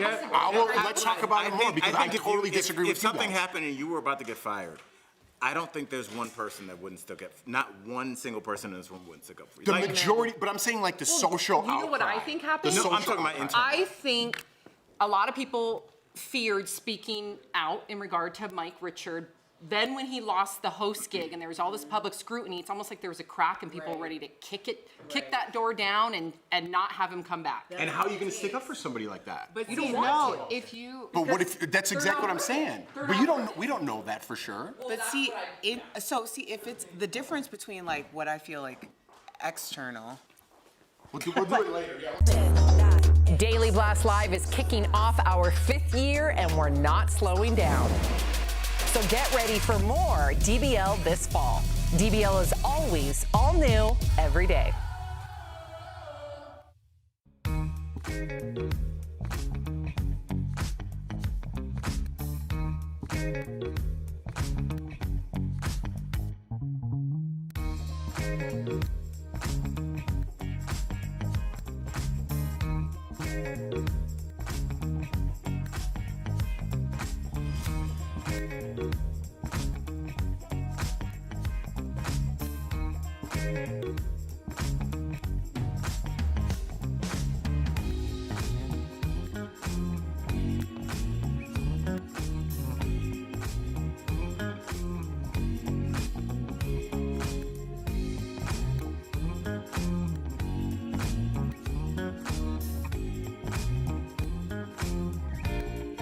Long time to get a plane out of here. One, because it's pretty expensive, and two, because there was actually no airline for a long time. When I first arrived, and after the pandemic first started to hit, the national airline, it just went bust. Welcome back to DBL. Imagine going on a weekend trip only to get stuck there for over a year. That happened to Zoe Stevens, who you just saw. Zoe has been stuck in Tonga, a paradise island in the South Pacific. But is it really paradise when it's been 18 months away from home? Earlier, we spoke with Zoe to see what the past year and a half has really been like. That's today's DBL Spotlight.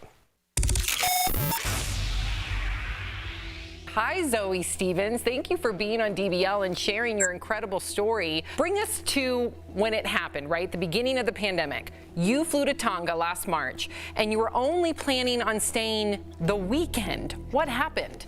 Oh man, it's a long time ago now. But basically, yeah, I arrived here, and the day that I arrived, the borders completely closed. So there was no way to get out. I tried to leave to Fiji, tried to leave to New Zealand, and yeah, was pretty stuck here from day one. And then Tonga went into lockdown for 3 weeks, during which Cyclone Harold came in the apartment that I was living in and stuff and flooded that place. So it's been a long and strange journey. Just when you think things can't get any worse, what happens? Tell us about the cyclone. Went out onto the balcony and the wind was just so strong.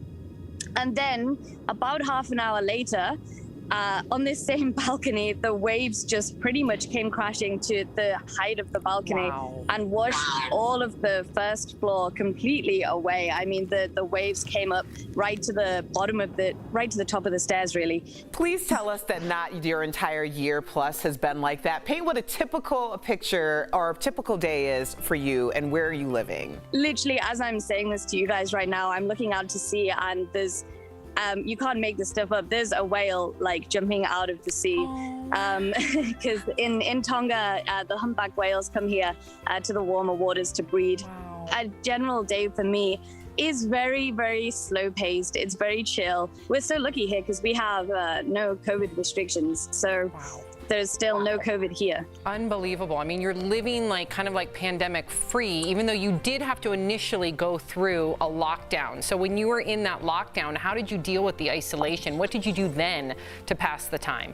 Yeah, that was super tough because I arrived and I didn't know anyone anyway. Again, I was very, very lucky because the place that I was staying during lockdown was on the beach. And so whilst there were other people staying at the accommodation, we kept a distance from each other throughout our own will. During that, it was just spending a lot of time chilling out on the beach. It was incredibly isolating to be thrown into that straight away. So I don't regret traveling during the pandemic. And even if you're stuck in a bad situation, in a good situation, I just believe that everything happens for that reason. So I'm very happy about this decision that I made. Zoe, before we let you go, since Tonga is such a small place, do you have any updates on what that Olympic guy who walks out with his shirt off all oiled up? What's he been up to? Do you got any updates for us? I was going to literally ask the same question. He's actually not in Tonga and he hasn't been this whole time. Unfortunately, there are lots and lots of Tongans who are still stuck abroad, and I think he's one of them. I think he's in New Zealand, so you might have to find him there. But I can reassure you that he is a fair representation of most of the Tongan men here. All right, we're gonna track him down. We're gonna end it on that note. Thank you so much for sharing your incredible story with us. And to our viewers, you can check out Zoe's YouTube channel, Zoe Discovers, on her Instagram at Tonga Diaries. Thank you so much, Zoe. Bye-bye. We'll be right back. Thanks for having me. Bye. Thank you. Bye-bye. And last we heard, Zoe is still in Tonga. She's hoping to get on a flight next week to get back into the UK. We'll be right back.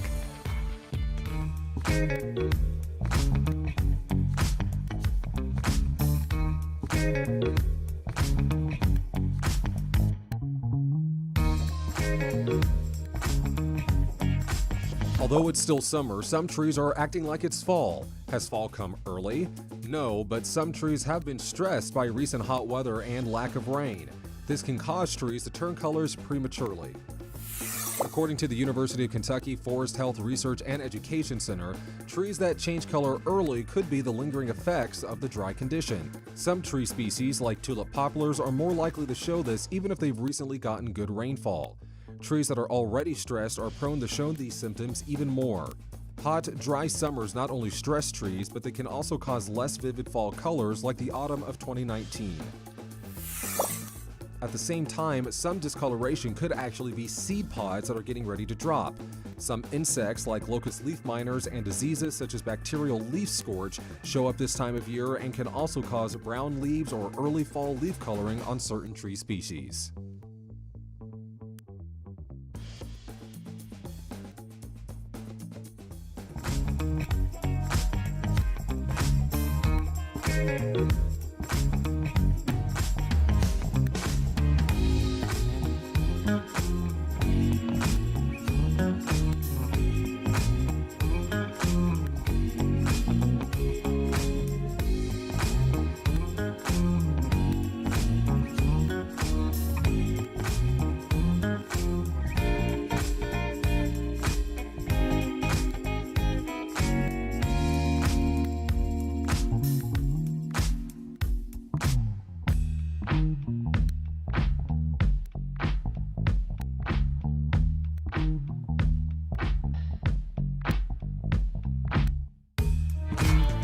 Welcome back to DBL. Losing weight can feel impossible at times, but we have some tips to make it easier. We're chatting about them today on DBL's Focus on Fitness presented by QB. So it's important to know that working out harder won't get the weight off quicker. It turns out our bodies will simply adapt to any workout plan. And no matter how hard you work in the gym, you'll eventually stop shedding those pounds. So research shows that diet and nutrition has a much larger impact on weight loss than an intense workout does. So staying active is so important, and QB has made it easy regardless of physical ability or age. Try their under desk elliptical at home. Call 1-800-782-2351 or visit QB.com to learn more. We'll be right back. Promotional consideration is brought to you by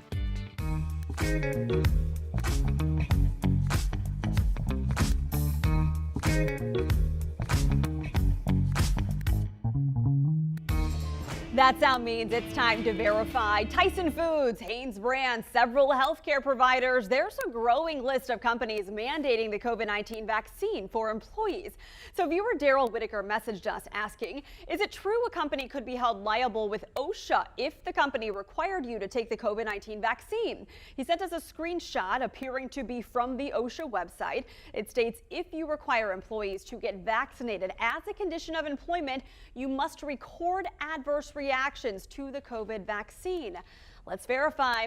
My sources for this are the Occupational Safety and Health Administration, known as OSH or OSHA. Also Jennifer Hagwood with the North Carolina Department of Labor, and Darren Howard, workers' compensation attorney at law for Dummett Frayden. The answer here is layered. First, OSHA. It sets and enforces standards for safe and healthy working conditions. Hagwood explained OSHA issues citations and penalties to OSH-regulated companies who fail to report work-related fatalities and hospitalizations. And until recently, they were required to report adverse COVID-19 vaccine reactions too. But in the time since viewer Daryl sent in his question, OSHA updated its guidelines on adverse reactions to company-mandated vaccines. The FAQ page now explains OSHA does not wish to disincentivize employers' vaccination efforts, so OSHA will not enforce requirements for employers to record worker side effects from COVID vaccinations. This policy is effective through May 2022. So what does this mean for you, the employee? Well, OSHA regulates the company, not the employee, so you could try to file a state workers' compensation claim if you miss work for a bad reaction to a mandated COVID vaccine, but you might not win the case. If somebody does receive the vaccine because it was mandated by their workplace, and that individual, if they were to experience negative side effects down the road, that, in my opinion, is not going to be a claim in North Carolina. That would be an individual claim or perhaps even a class action claim against the pharmaceutical company that developed the drug itself, or the vaccine, I should say. And remember, most states, including North Carolina, are employment at will states, meaning employers can mandate employees to do certain tasks like get the COVID-19 vaccine.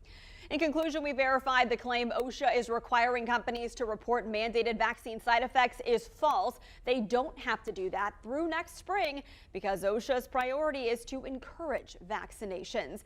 And while you, the employee, can pursue other avenues of liability like workers' compensation, decide if it's worth the time and cost for potentially little to no payout. Attorney Howard noted you're far more likely to hold an employer accountable if you can prove you contracted COVID-19 in the workplace. That's why you could see more companies mandate or at least incentivize the vaccine. With your Verify, I'm Megan Malaris.